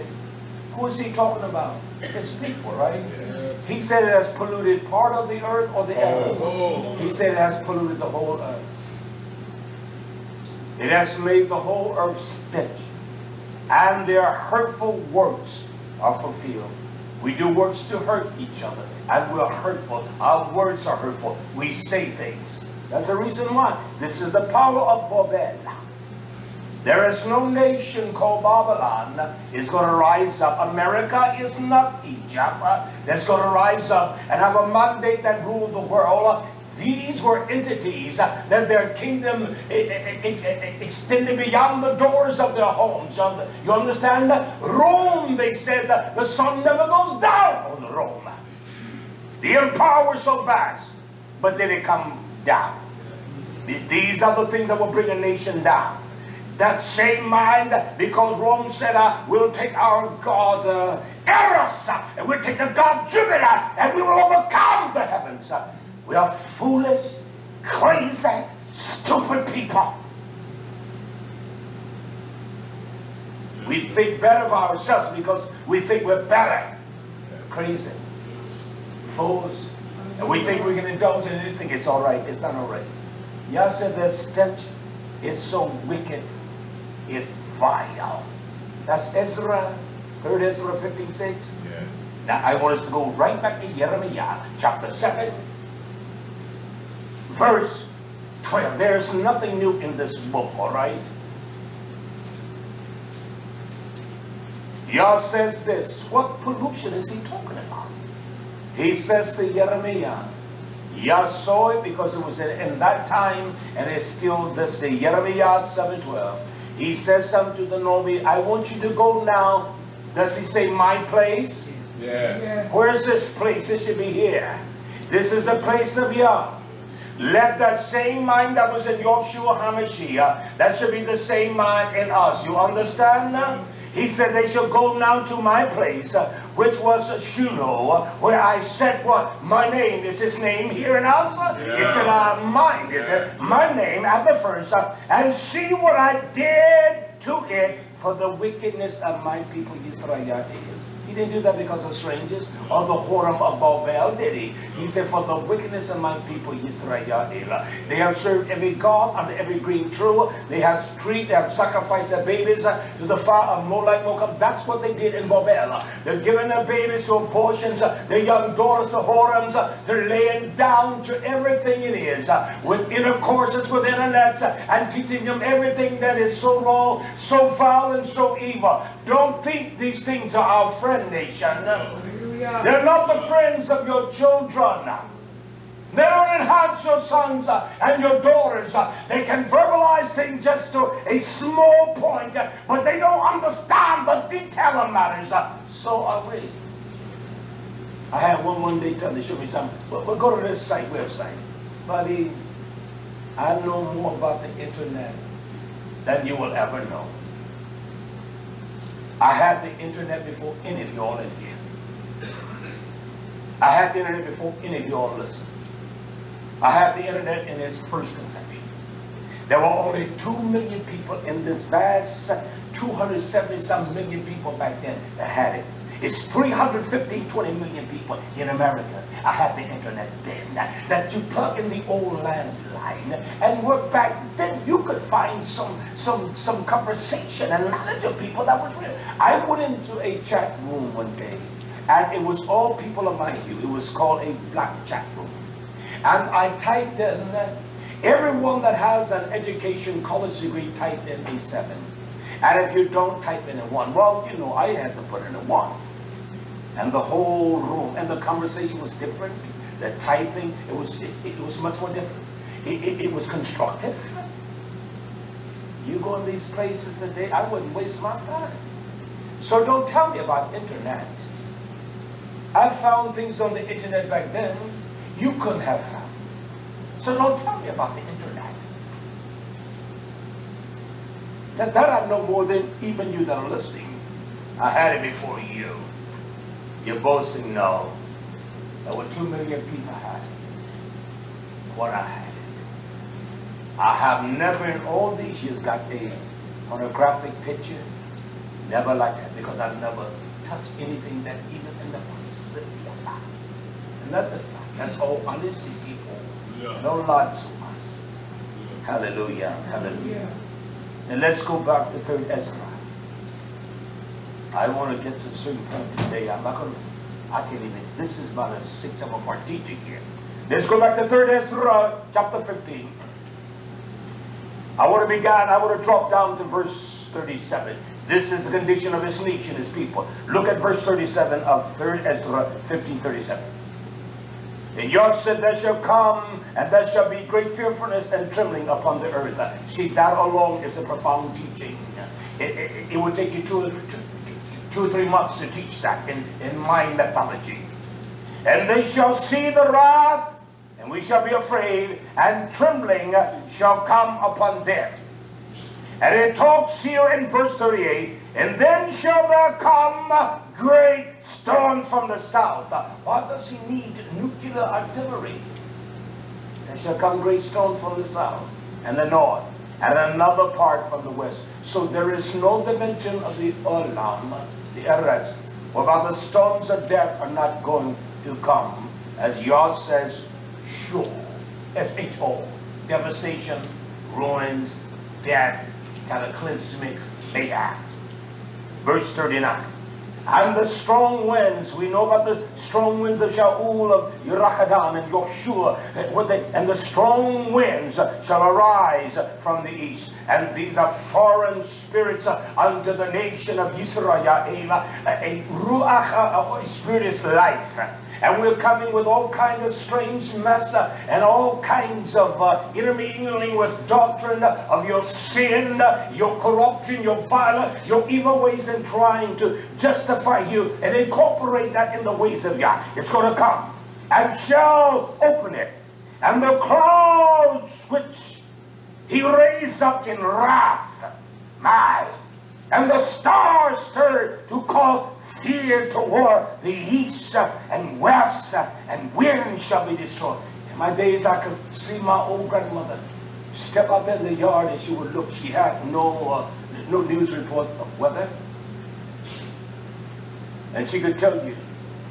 She could tell you in just the flow of the wind what's coming. She could tell you if there's going to be a cold. She did not have no groundhog, and they knew. And they knew, and they knew.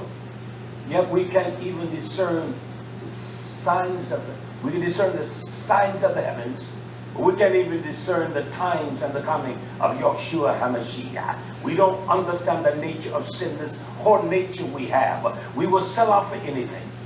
We will sell out for anything. We will sell the ways of Yah with another whore, and you know that that one is evil and wrong. And you will capitulate, you will compromise, you will laugh and be a fool with them. And you think you're going in, you're not going in. You pay all you want to. You think you're getting by. I don't care if you sit here, you listen out there, you never sit here. You're not getting by. Fool. Verse 40. And the great and mighty cloud. And there's only one that's going to call the great and mighty. See that alone, those 4 words right there, the great and the mighty. That is such a powerful teaching. If you search the parameter, the great and the mighty cloud shall be puffed up full of wrath. There's no one great and mighty like Yah.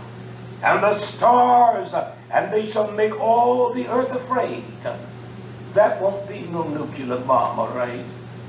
You know, it's just so immature because Yah created this out of the power of his mouth, didn't he? Yes. He doesn't need nuclear bombs. Nation, listen to me. These men are fools out here. He doesn't need weapons of mass destruction. His wrath is mass destruction. Yes. His chameh. Yes.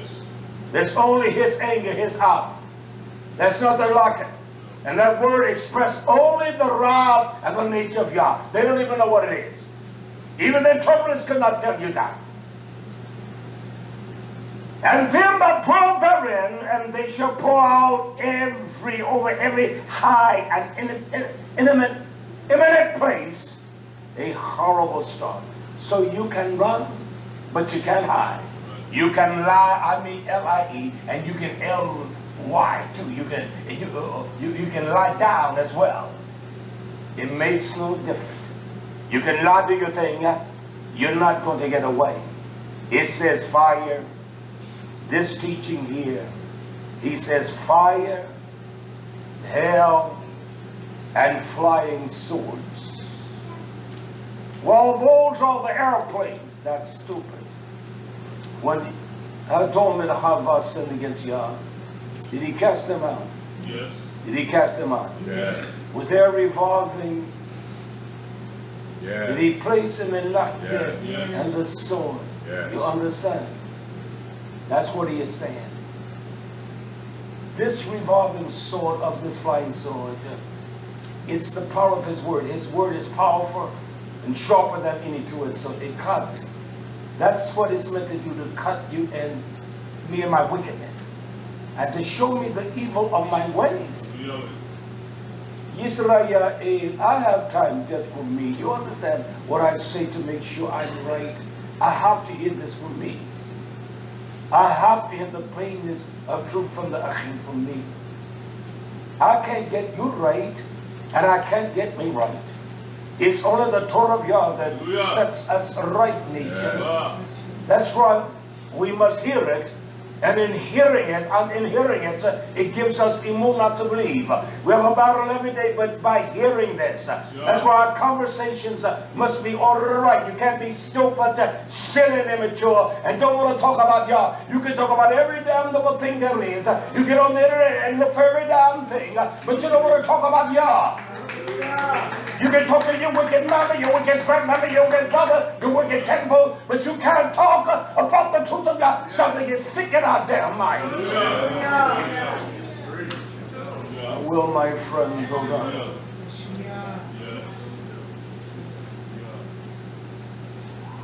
And he says, for hell, flying sword, verse 41.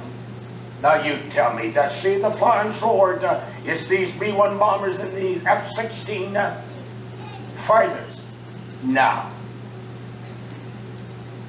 Yah speaks and it exists. Yes. He's talking about a devastation of his word that's going to cut. It won't even be before even a piece in the ground. It has gone beyond that. He says, far and hail, flying sword, and many waters, many people. Because the word or those words in that form of the vernacular or in that kind of writing, it means not only many waters, but it means much people. And it means many people. It means an abundance of people. And many waters. We'll show you that. Don't worry about it. That all fields may be full. And then he said all rivers. He said all rivers. So a flying sword, there is no sword in the sense that flies. He sends the sword so it may have a metaphoric meaning.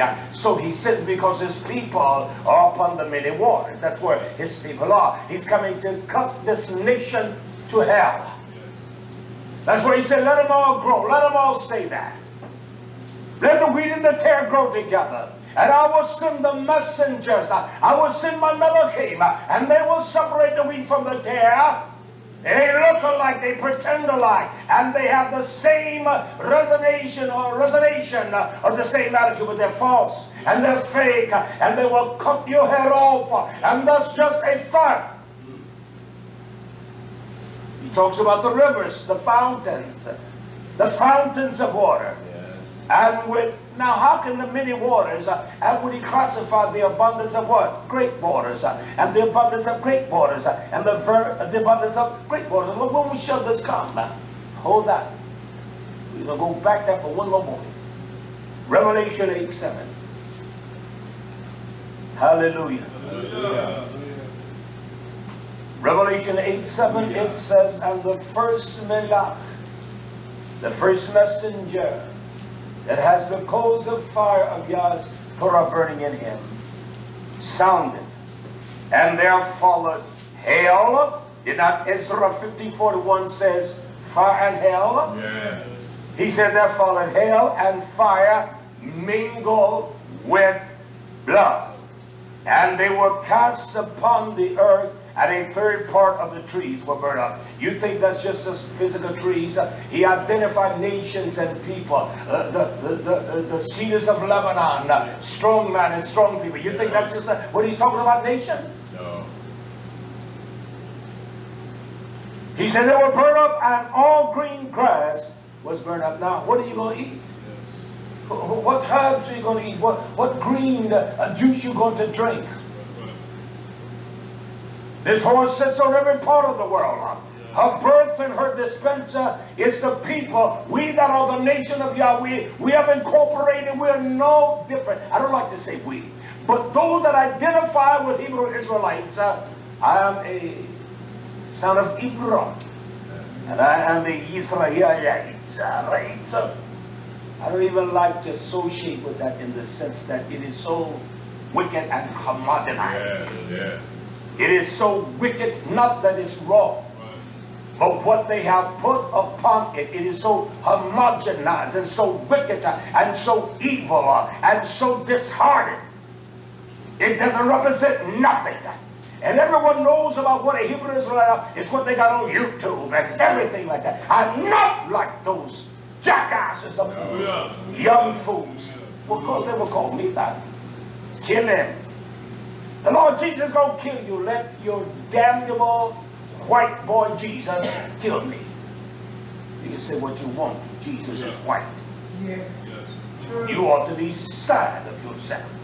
He's a white boy. Yeah. Yeah. He's a white boy. Yes. You know, they're out there now saying this, and I know what I'm saying. People that identify, they have no idea what's out there. They have heard that, they spoke on it. That thesis is a thesis. It is not, it is a theory. It really didn't catch on nowhere until 1990. And these were young 24-ish, 25-ish. You had those that called themselves the reincarnation of David, Peter. That's what they, and there are more facets of that than there are Baptists, than there are Methodists, Pentecostals. Which one is right?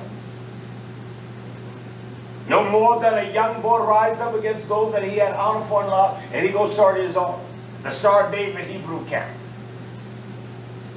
They got all kinds of names. It's appalling.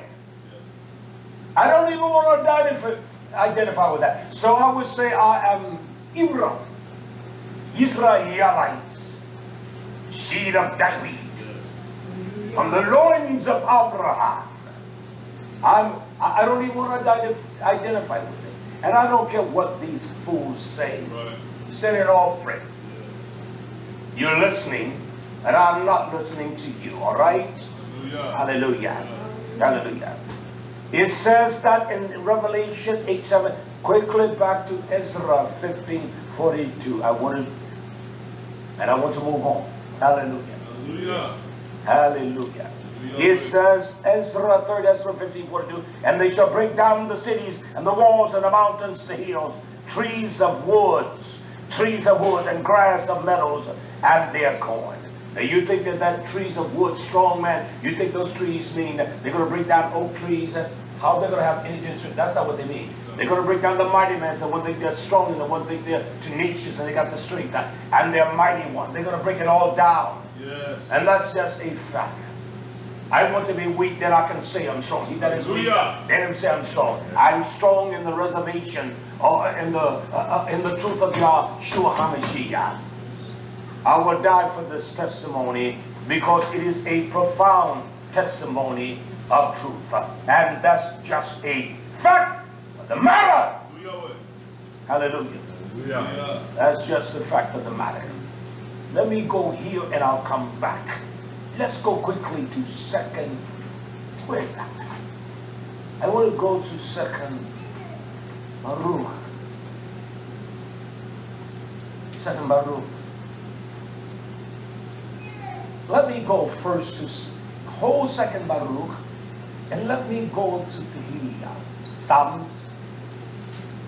Second Baruch 77. Hallelujah. Yeah. And we'll go back to Baruch. You know, can I say this? Yah only sits among his people. And the Torah tells us where he sits. He doesn't sit among the strangers or the Gentiles, the heathen nation. Let's read what Dawid says in Tehillim. Psalms 29, I want to begin verse 1. He only sits among his people. This is where he says, hallelujah. Hallelujah. It says, give unto Yah, O sons of the mighty, give unto Yah splendor, honor, and strength. Exalt him. Let even yourself know the might of his power. Give unto him the honor that is due. Give to Yah the honor due to his name. We must give honor to his name. His name is not Lord or God or Jesus. He has a name. We must give honor to Yah, his name. And then we must shachah. We must serenade him in the beauty of Kodesh. Yeah. We must be clean in order to shachah.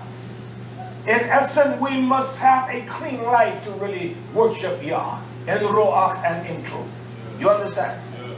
This is what he says now. Why would his voice be in verse 23? The voice of Yah is upon the waters. His voice is upon the people. They don't hear him. I know this is Mayim, but they don't hear him. They don't hear him. And the Almighty of splendor, he thunders. Thunders where? Colon there. Yah is upon many waters. Because his people are upon the many waters. He thunders upon the many waters because that's where his people are. And she's a slutty whore. She's a prostitute. She loves every god, every kind of pleasure that she thinks is a pleasure. She's a hola and a holabah. She is not of the zirah of the city where Shalom is taught, having one mother. We should like him. It's not of that nature. The whores, the nasty, the dirty, Yehuda, Ephraim, Samaria, the nasty whores, the prostitutes, and they inject those diseases into the sons and their daughters, and their sons and their daughters become worse than them. That's what they are, and that's just a fact. Yes. But to get it right, yeah. And you began where? At the door of your heart. And that's where you began. Yah, the voice of Yah is upon the waters, and the Almighty word of splendor, he speaks. He thunders where? Yah is upon many waters, because he calls to his people. He calls out to his people. He knows she's a whore, and she's a slut. She has the same nature of mind of Bobel. She has the same audacity as Nimrod. That's the way we are. Nobody telling me nothing.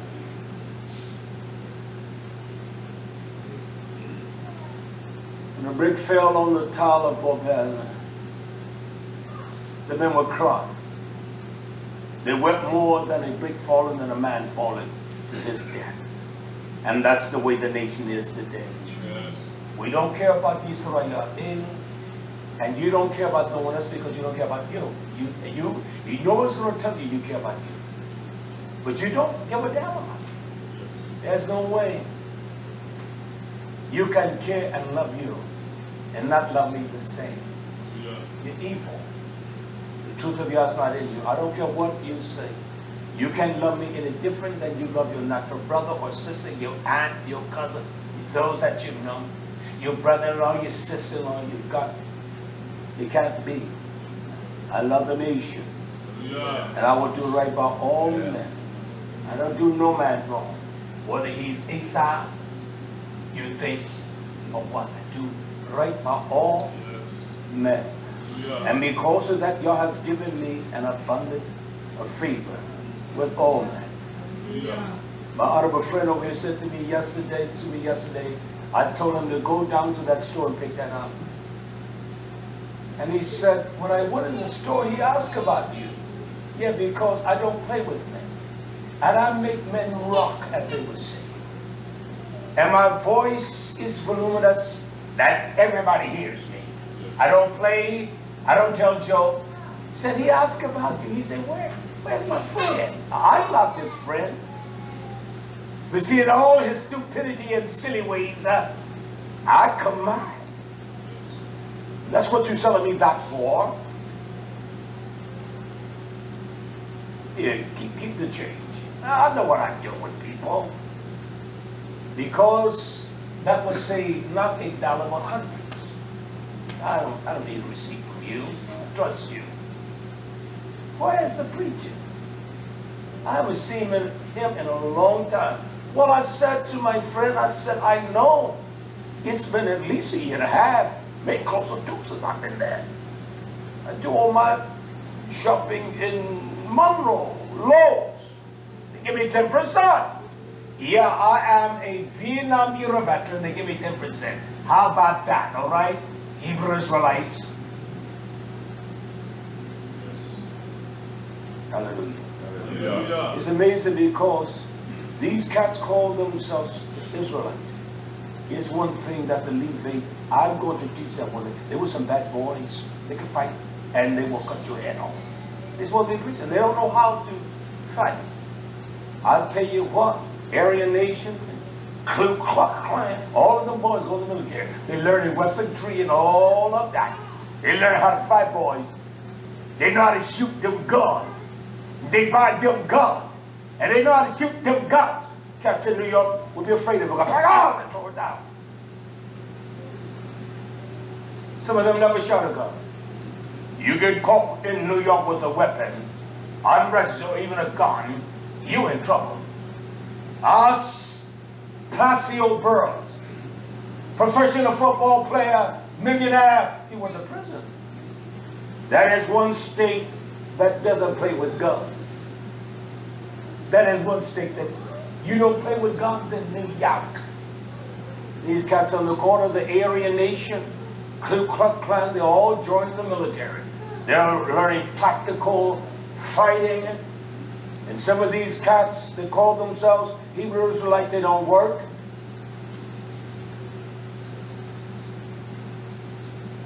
Yet they take from the white man, Esau, they get food stamps. They take, I'm not classifying them all that way. A lot of these young boys, they ain't here to look at a snake. And that's fact. That's a fact. They're not going to hit a lick at a snake. Period. Send them in the military. Now, I wouldn't send nobody in the military. But these boys, that's your kind of, that's your kind of, you train your boys. Don't you all have armies? But you can go in there and learn how to show them up, build weaponry and all of that. That's a fact. First thing they taught me how to break down an M16. You could break it down, every piece of it. And it had to be spotless. And I was bad as they come as a marksman. I laid on there.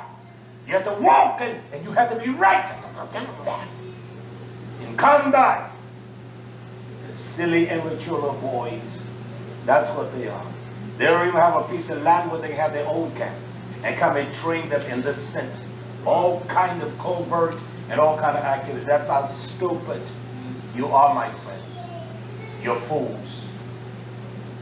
And that's a fact. Yes.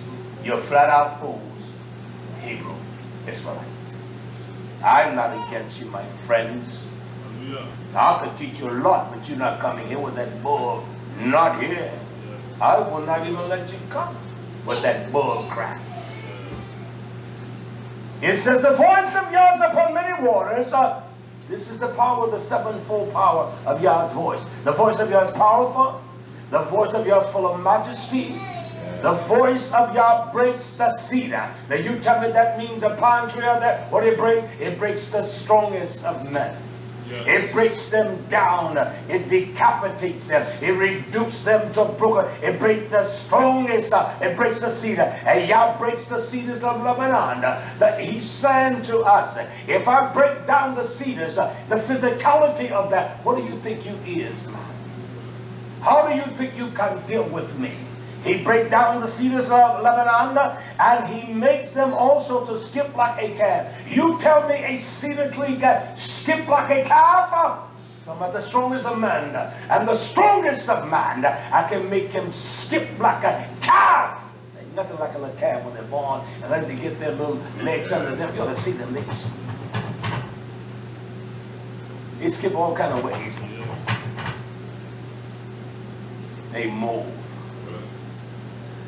They get that milk in them, and that's right, and they just move everywhere.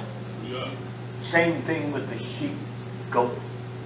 They realize once they get that in their gut, they just go to town.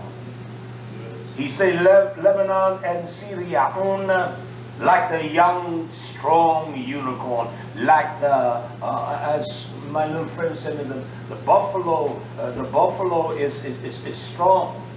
Yeah, he is. Just leave him alone. My friend said, I can take a bear down. I said, tell you what, don't mess with the bear. Leave him alone, and just let him do his thing. And you just don't even bother with him. All right? But Papa, I can take him down. So I tell you what, just don't mess with him. Don't bull up in his face, all right? Just don't do that. Just leave the bear alone. Then I said to him, you would be a two-snack munchie for him. I say, son, I don't even mess with the bear. And I will be a meal for him because I'm a big boy. I say, leave the bear alone. What do I say? Don't even get that in your mind. And you take on a bear. Well, you'll call a lion. I said, I don't want to be in the company of either one of them.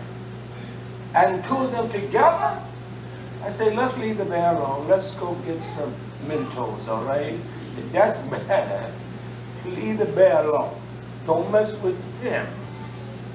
Because he can act crazy. And he's a bad boy. Don't mess with him. The voice of Yah makes the hinds of calf to discover the forest, and in his great tabernacle does he speak his splendor. That's the power of Yah. And this is his land or his people upon many water when he speaks. When his voice speaks unto them, that's the way we should be, nation. Yes. We will spit like a calf. We will do everything like a little calf. And we will respond that way unto Yah. Hallelujah. Hallelujah. Well, let's go back here to, as I mentioned, I don't even know if I want to touch this. Because this is a very powerful, it takes time. Let me do this today. Let's go back. Second Baruch, chapter 77.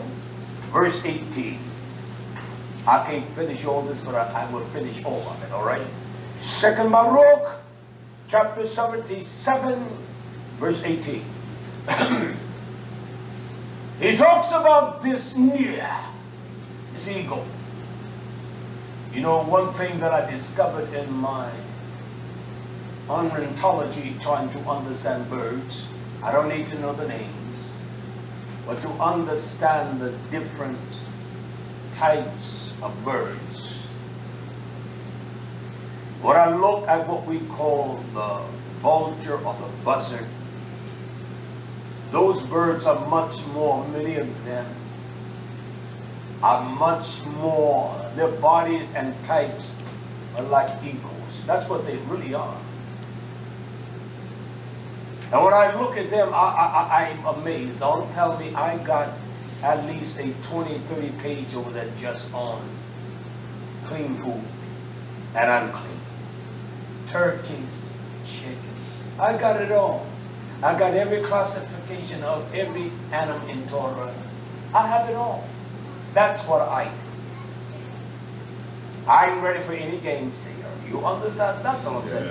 You can't prepare. You can't be ready to fight if you're not prepared. You have to always be prepared. If someone comes to you, well, let's look at this then, all right? Yeah. Explain that to me.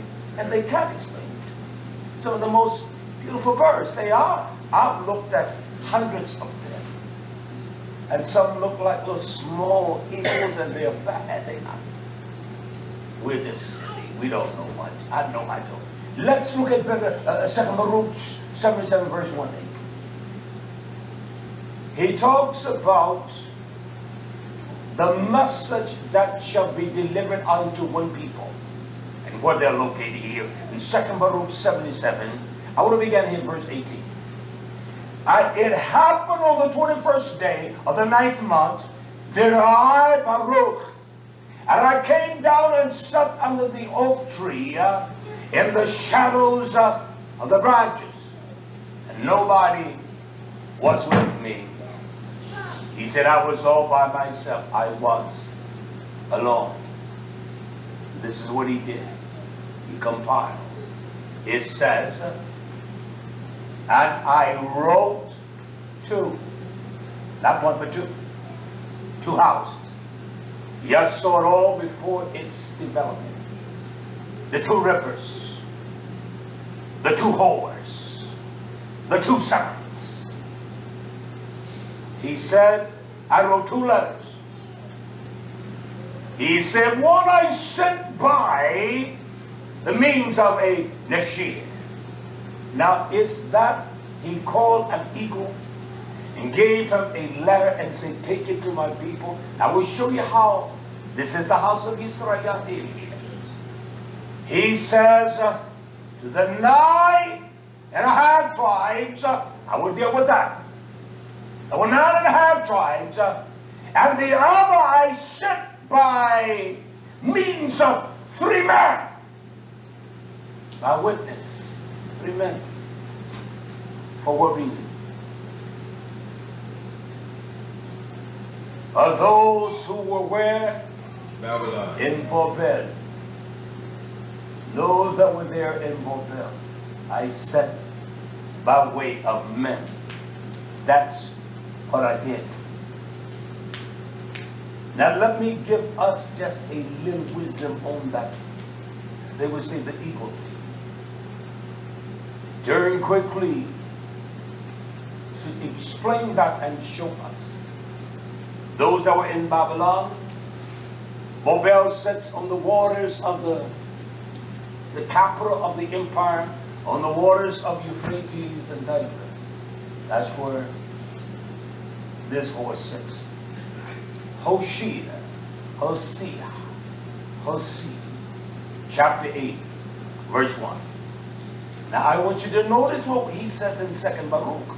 It's all complementary and says the same thing. He says, set the shofar your mouth. The enemy shall come as an eagle against all the house. Be it YisraYah'ale, the house of his people. Yes. You understand? He said, I'm going to send the 9.5 tribe by way of eagle. YisraYah'ale is just as wicked as Yehuda. Aholah was just as wicked as Aholabah. They both were whores. And they were there in Babel. And we're here in Babel. We're here in Mizraim. As we're reminded that he brought us out of Mizraim. We love the bread and the dainties of Mizraim. We love the sweetness. We love the comfort of its inability to correct us in our sins. We love Mizraim. Send the shofar messengers to your mouth. The enemy shall come as an eagle against the house of Yah. Why?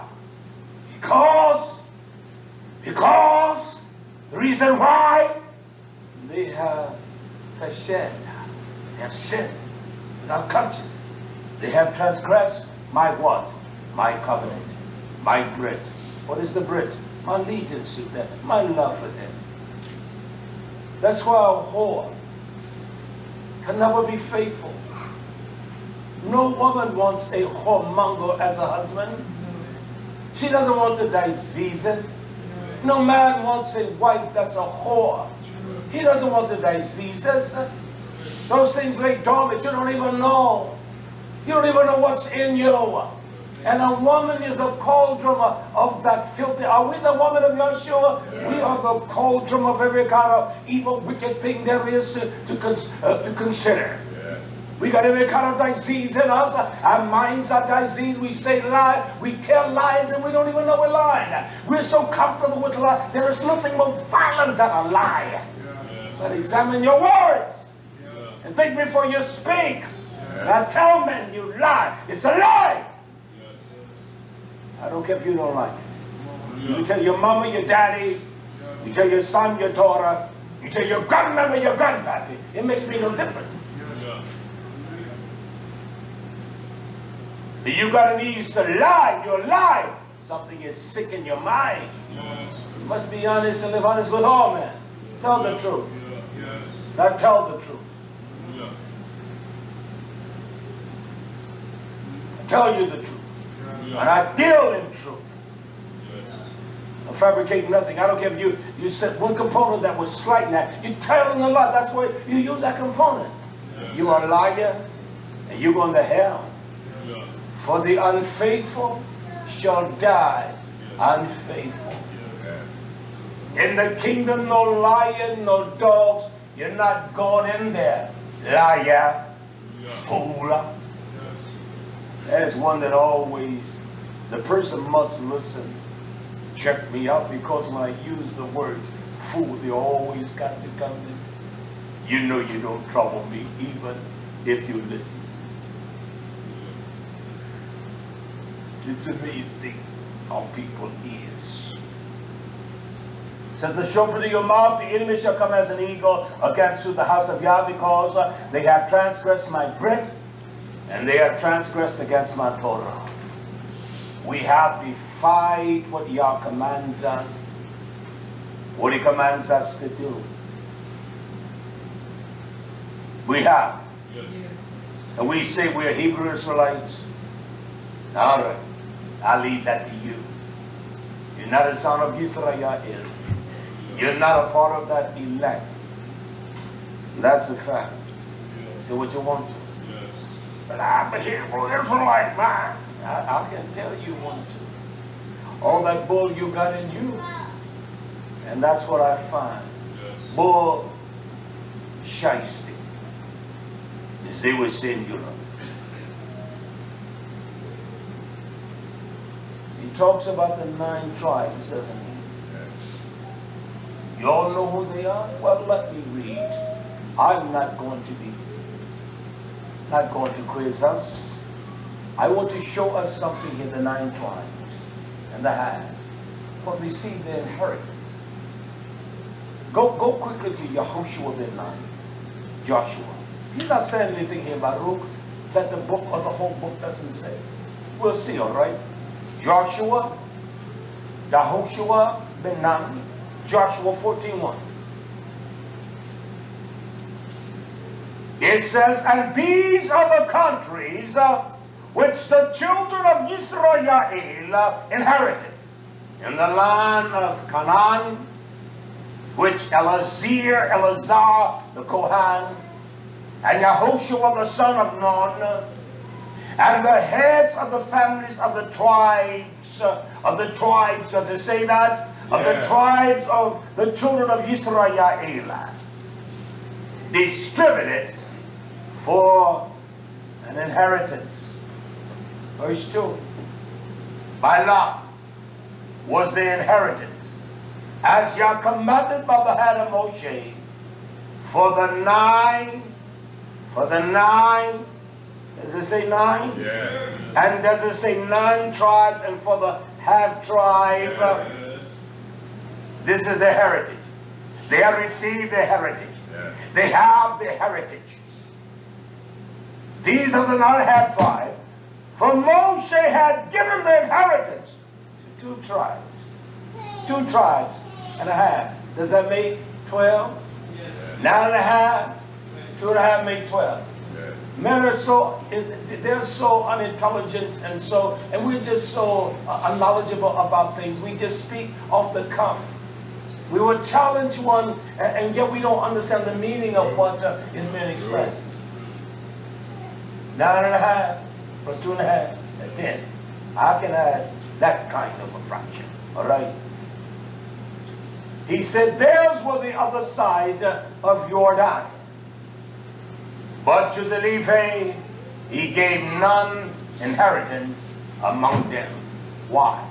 Because he meant for the people to love those that administered the Torah of Yah, and they would give, and they would be kind, and they had no inheritance. Because their loyalty was to Yah, to the covenant of Haran, and they would carry out the mandate of Yah.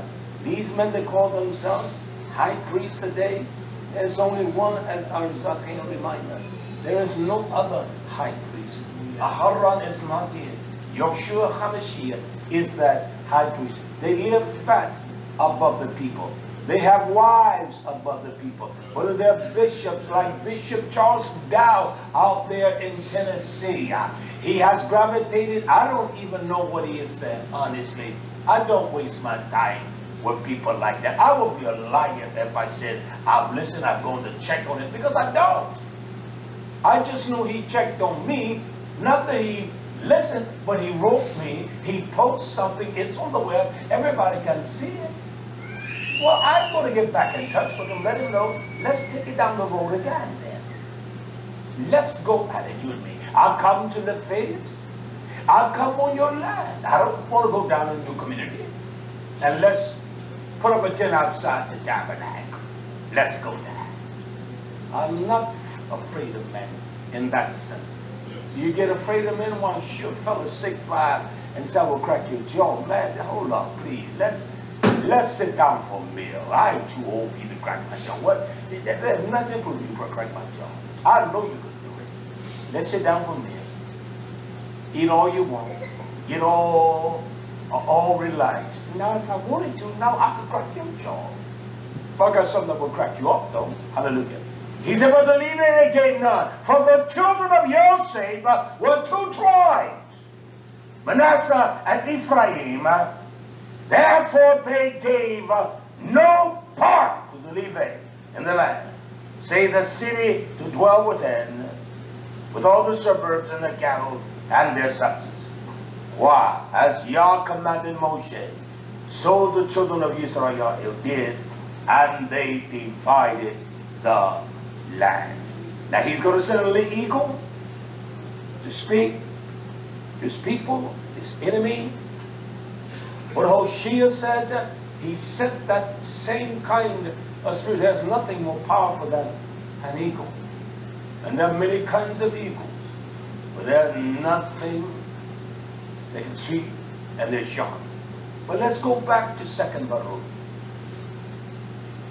2nd Baruch 77 verse 20.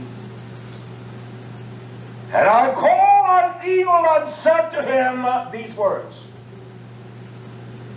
You have been created by Yah, the Most High, and you shall be higher than any other bird. That's what Yah says. We're going to sail on the wings of eagles. We're going to mount up as eagles. And there's nothing.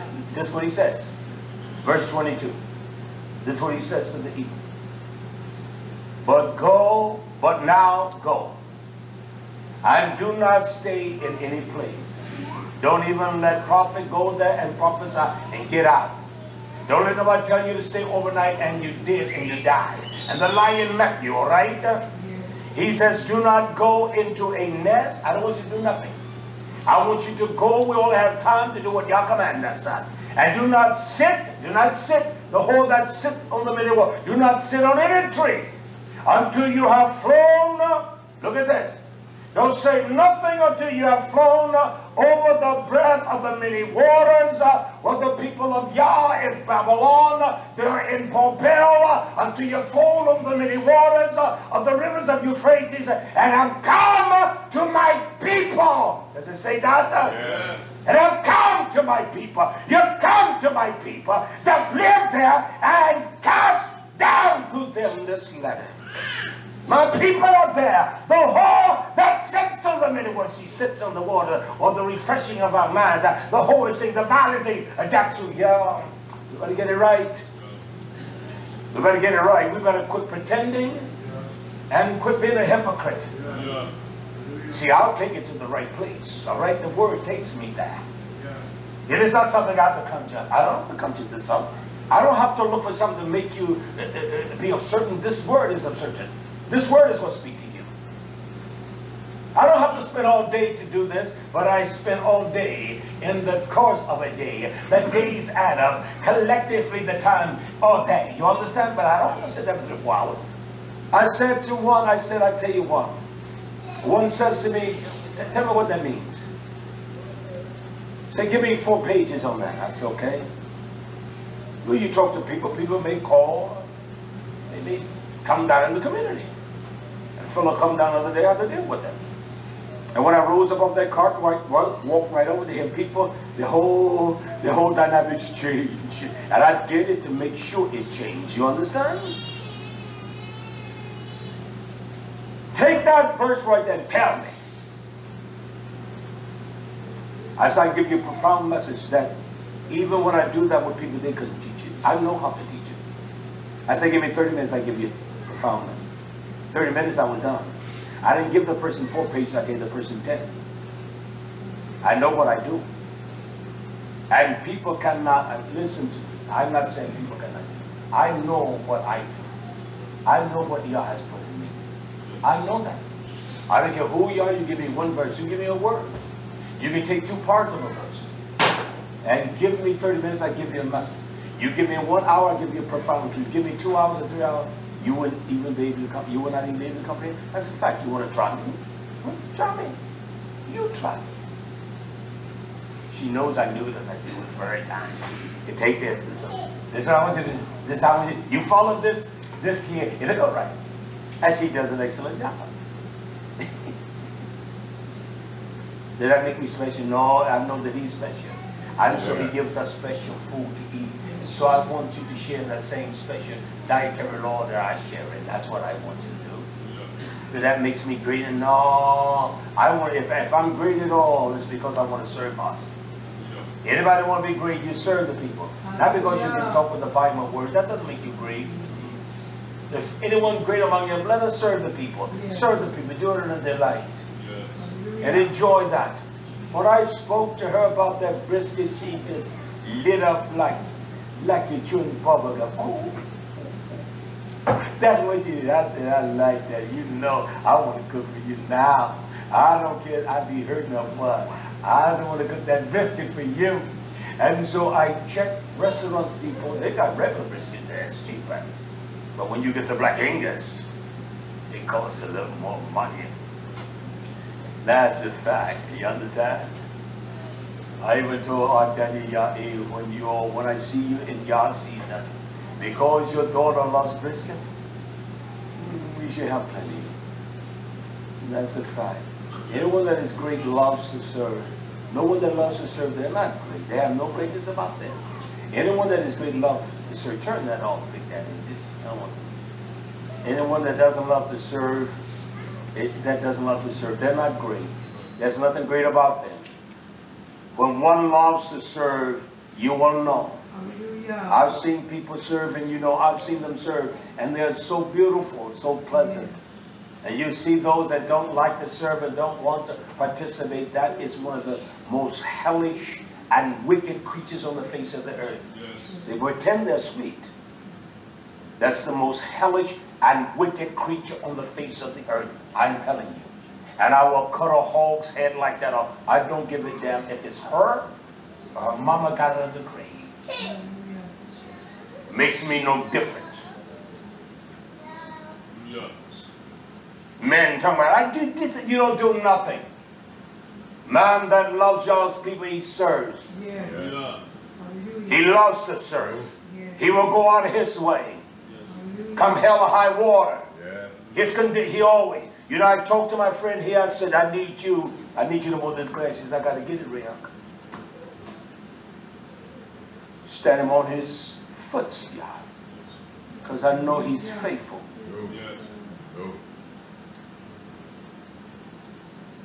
I mean that. Listen, my friend, don't think I don't think about you and pray for you all the time. I do. I mean what I say.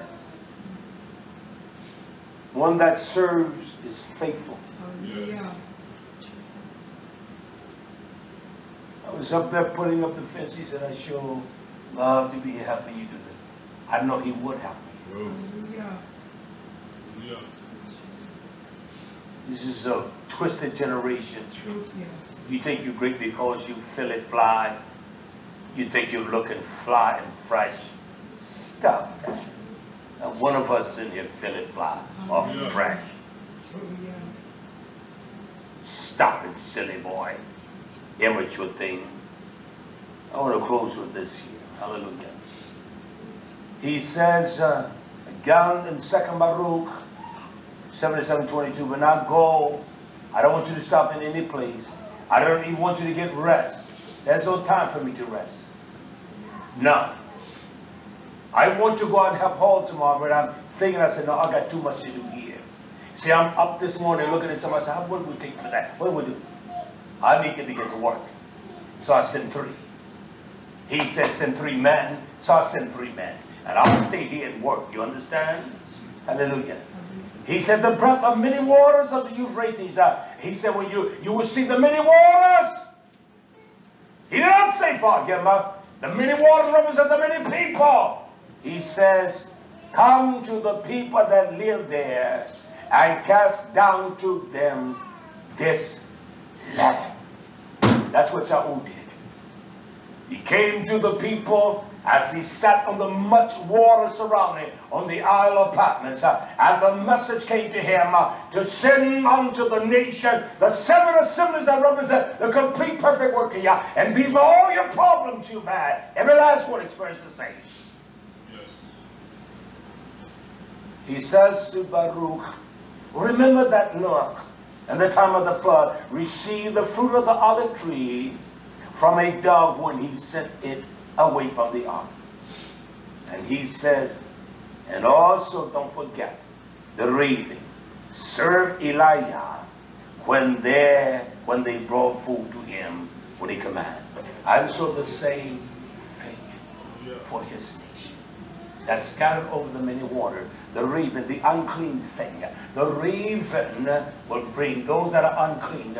You know, I say this, and I don't give a damn about white people or black people. You have to understand what I'm saying. This is a wicked country. Yes. But there's no nation that has extended her hand like this whole here. Yes. Fed. Folks come from strange places, put them on welfare. That's a fact. They come from places, they put them on welfare. And they come up every hill range at all. They come from the islands, they come and get food. They come from Mexico, they come and get food stamps, they come and get food. California, it's a mandate that you don't have to have ID. They give you a certain amount of food stamps and they help you. No nation like this home. You can't do that in Russia. You ain't going to do that in China. You're not going down to Jamaica and they give you money, man. That ain't going to be mine. You're not going to the dad and all that money they got there and they're going to help you. Know that ain't going to happen. But you can sure go down there in Texas. I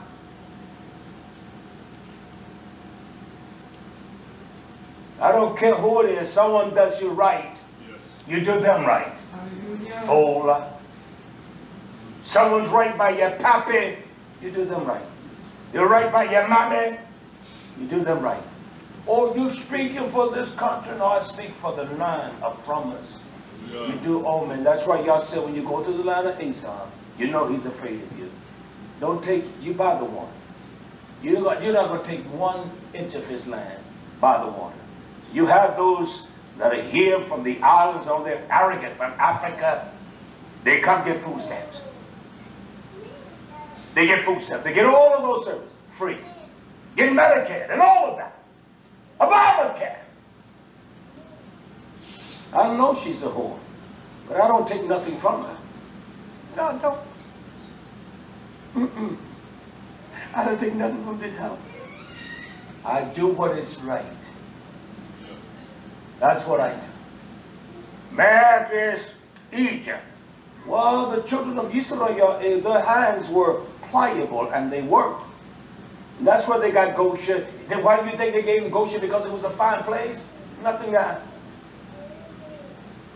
They said, yeah, come on, us 10, we go here, you 10 go that, you 10 go that. Clean it up! And so when the Mizraim saw how workers they were, they, well, these boys. And so they discouraged them and said, we're going to make you work harder. You got to gather your own stuff. Make their own bricks. You got to do that. And so she's a hoe. She's a lot of Esau. But my Esau is even kinder to me, as they would say, kinder to you that are from the seas of the world and give you food. Get out of here. It's stupid. The white man is not Esau. It's just a foolish lie. His people upon many waters. The white man is not Esau. Prove it. He came out hairy. That is so stupid. That is so stupid. That men so hairy out. Men blacker than me. That is so stupid. Yes. These are ignorant people. That's why they talk like that. Mr. Windsor, the professor there, he went to Temple University. He wrote the book From Babylon to Timbuktu. He said the original Hebrew, this is what he said. This is what he said. And all of the Hebrew Israelites on the corners talk about that book. He's black. He's black. But neither one of them are jet black. They say they look jet black. I've seen jet black people. They're black. So somewhere a little bit of tainted blood in your blood. And I know it's in mine. Yours too. Yours too. Yours too. You ain't jet black. That'll be a beautiful color, just pure jet black. I know that's right, you'll say. I don't mind being like that, boy. That's scary. That's a bad boy. Can you imagine jet black? No, high yellow gale, as Curtis Mayfield said. You think highly of something because you're high yellow. That's all you got because you're high yellow. Yeah, that was a song back in the day. Oh, that's right, John. You high yellow gale. You people that are blacker than blue. That's black. That was way before most of you all's time, all right, except the old heads. Bless your YisraYah'ale. I'm going to stop there. Encourage I you. Yeah. So somewhere you got a little bit of that Esau blood in you, little Spanish. You got some of that in you. Little white boy. Blood in you. Look at, that right there ain't nowhere near jet black back there. Ain't even close. Ain't not even any shades. Even the hair ain't even jet black. It's dark, it's a brown. That's right. And that's what he said in his book. Everybody, you need to read the book from Babylon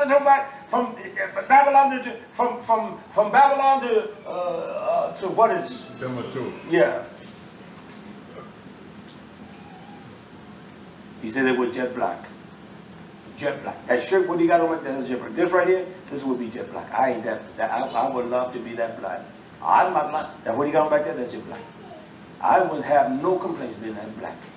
And I want you to see me too. Oh, look at it. That's right. Look at me. I'm black. I have no problem with being that black. Tell the world how to mess your mind up. True. Yeah. Crazy. Stop it, high yellow gale. They were jet black, he said. He didn't say they were black. They were jet black. You ain't jet black. I can tell you between your skin and your hair. You ain't not jet black. That pocketbook, you ain't that color. May the riches of Yah rest upon you, all you that have joined us. May he strengthen your hardened course. His delight to fill the emptiness in you. We're going to continue our Zachim. Naramiyah will be Yara. Yah will be teaching next week. I don't know. I don't ask him what he's teaching no more. He asks me. And so he will be teaching on next Shabbat. I need the rest. I don't mind. because I'll be cooking next week. I want to cook that morning, but I want the brisket to be right. So, I mean, just take all day Friday. 2 days just marinate. I want to concoct me a nice spicy sauce with peppers and some smoked garlic. I went to bed last night. My issue holding a hand like this. That's sad. What's wrong with you?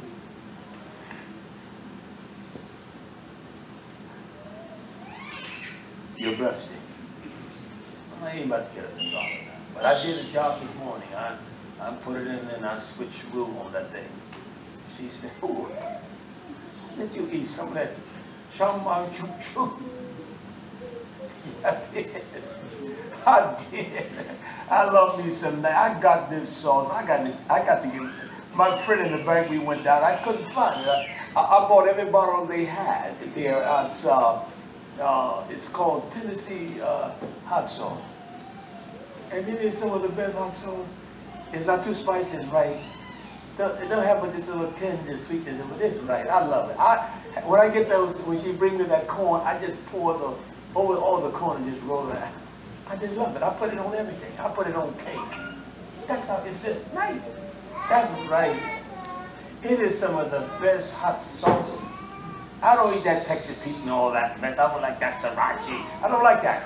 But this stuff here, then I found one. We went down there the last time, you and me. They had that hot wing sauce, and I have been eating that. You know, I know it's got sodium, but I watch how much I use. But that time, I said, this don't have much. I go to, and I poured that stuff in me a bowl, and I poured over my ears of corn, and I just soaked that stuff. And it's got garlic and everything, and that paprika and everything. And it does give you a little bit of frightening fragrance. It overpowers that nice cologne that you put on when you that's right, it overpowers that. And I know. Come on, man, it sure does that, sir. And do this right here. Talk. Well, let me talk when it happens. She does that. That's some bad boy. Hallelujah. Yeah. That's all right. It's wonderful to have a friend like that. Yes.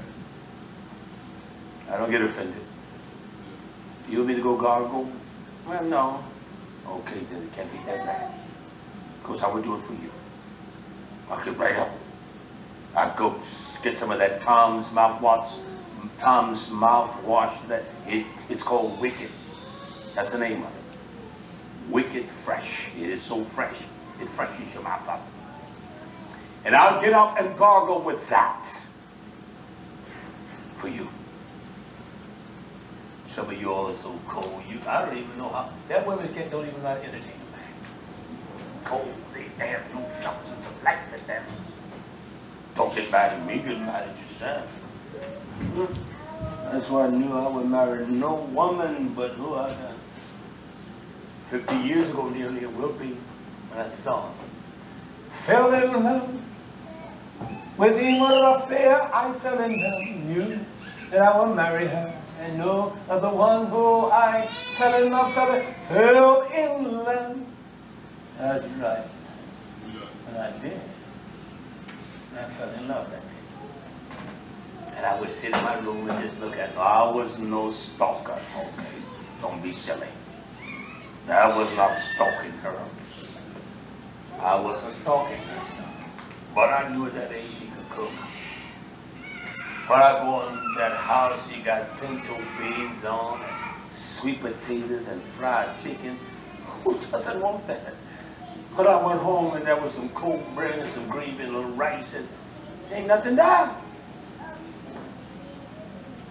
And our brother Willie, at that time he was set down, he didn't want me to have any. He was just spitting it. I'm like, man, because he didn't want to give me any. But she was my friend. And I would go in there kiss when you go to one. This smells so nice. Do you want something to eat? Yes, ma'am. Yes. Yeah. Sure, I want something. Give me some of that fried chicken. Yeah, that's right. I eat fried chicken. Give me some fried chicken. sweet potatoes, beans, rice. Her mother was a dietitian. She knew how to, and she could cook well, and she taught them. She had to cook. She had siblings. And man, my. At least there I knew I could get a meal. And when I married her, I was 100, not 100, 155 pounds. 2 years she had put 50 pounds on me. Strong as a bull. Could run 25 miles. I was strong. She put 50. That'll make you fat. You're skinny. The little old thing. Come home. Yeah, I worked as a sanitation worker too. Come home and sweet potatoes and beans and fried chicken, cornbread, and biscuits. Come on, man. Had that little 19-inch black and white. You all that go back that far. Telly. Didn't give it 2 channels. Well, you get 1836, 939. And sat right there in that house and eat that fried chicken. Nice bread. She would bake bread and all. And then when you got all that done, there's a nice pound cake sitting over there. Oh, man. Cut you 3 or 4 slices of that. You couldn't move. That's right, though. Couldn't move. Then you go out and put it about 5, 6 miles up and you let it settle. That was all right. That's right. So she fed me well, put weight on me too much. No, that's what I want you to be, 200 pounds. She was what, about 130, I didn't mind that. And we both have, I have moved on. Bless your daughters. I got myself in trouble now. Hallelujah. Encourage me. Be strong. Love each other. That is right. I can teach you how to love. I love my wife. And I want to die that way. But I will never marry another one. Never. Don't want another. Period. I will never marry another one. Out. There's no woman. Okay, she's a billionaire. Definitely marry that. I will never marry another one. Never. Never. Okay, you'll teach me the bird watching. Then we'll play chess. She's not going to win. So I say, y'all take me first. I do. Oh, we go together. We check out this place together. You know, baby, I'm so okay. That's love. That's how I feel. That's my love, all right. I will never marry another woman. Never. I tell her marry another man. I know she never do. I couldn't stop her knowing because I'm going on. But I could never put a woman in that position because I couldn't have. Getting old and everything about me it takes time now. So I don't have no problem with that. I don't have no problem with getting old. People have problems. Fellas used to sit there and just say, "You've never been this old." I said, "Well, buddy, you've lived to be old. You ought to be happy." Silly man, fool. I don't know how to get out. What is it? You know, silly. That is so silly. That is dumb and stupid. I was never 60. When I was 50, I was back to the bone. I can't do what I did at 50. So that is so silly. It's so stupid. My love for her is stronger than when I was 22. 20. And that's a fact. And so we need those kinds of examples before us. Men that have lived with integrity. These young men have lived with integrity with their wives. With honor. And done that which is sincere. That's why I would never, and I say this with all honesty, I don't care who she is. I wouldn't even get close. I don't even get close to women now. Need somebody to make your bed, you're not making nothing. Why you making the bed anyway? We get him. She said, Real, you're just so nasty. Incredible. Getting back in there this evening. Get back in the bed. I want my house clean. I said, well, okay. Nothing wrong with that.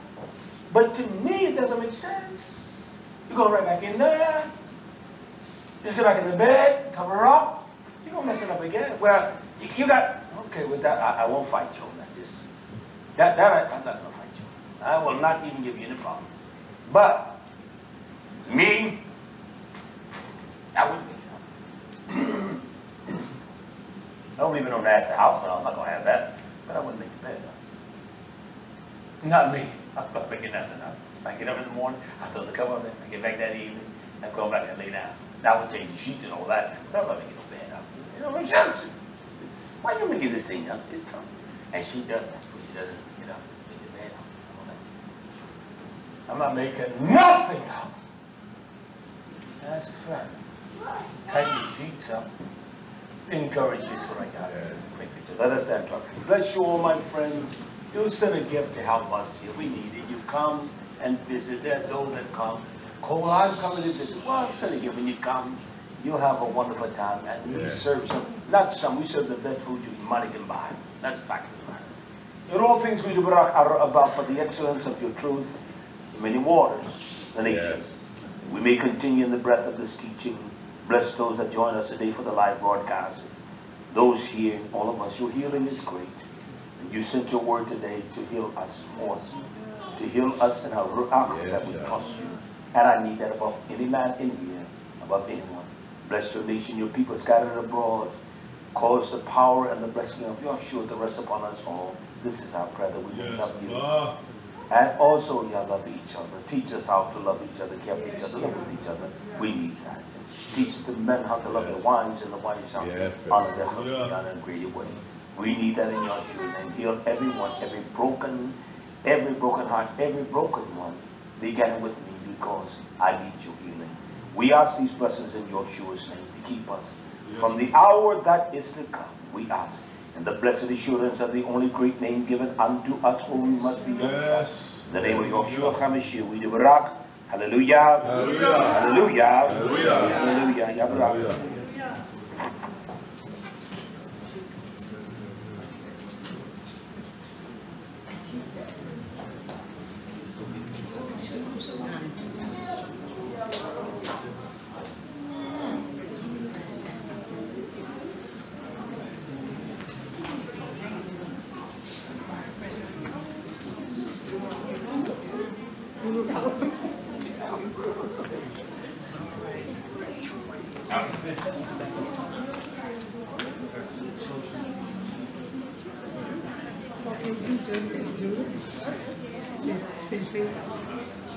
If she told me, just do it. If she told me, okay, you just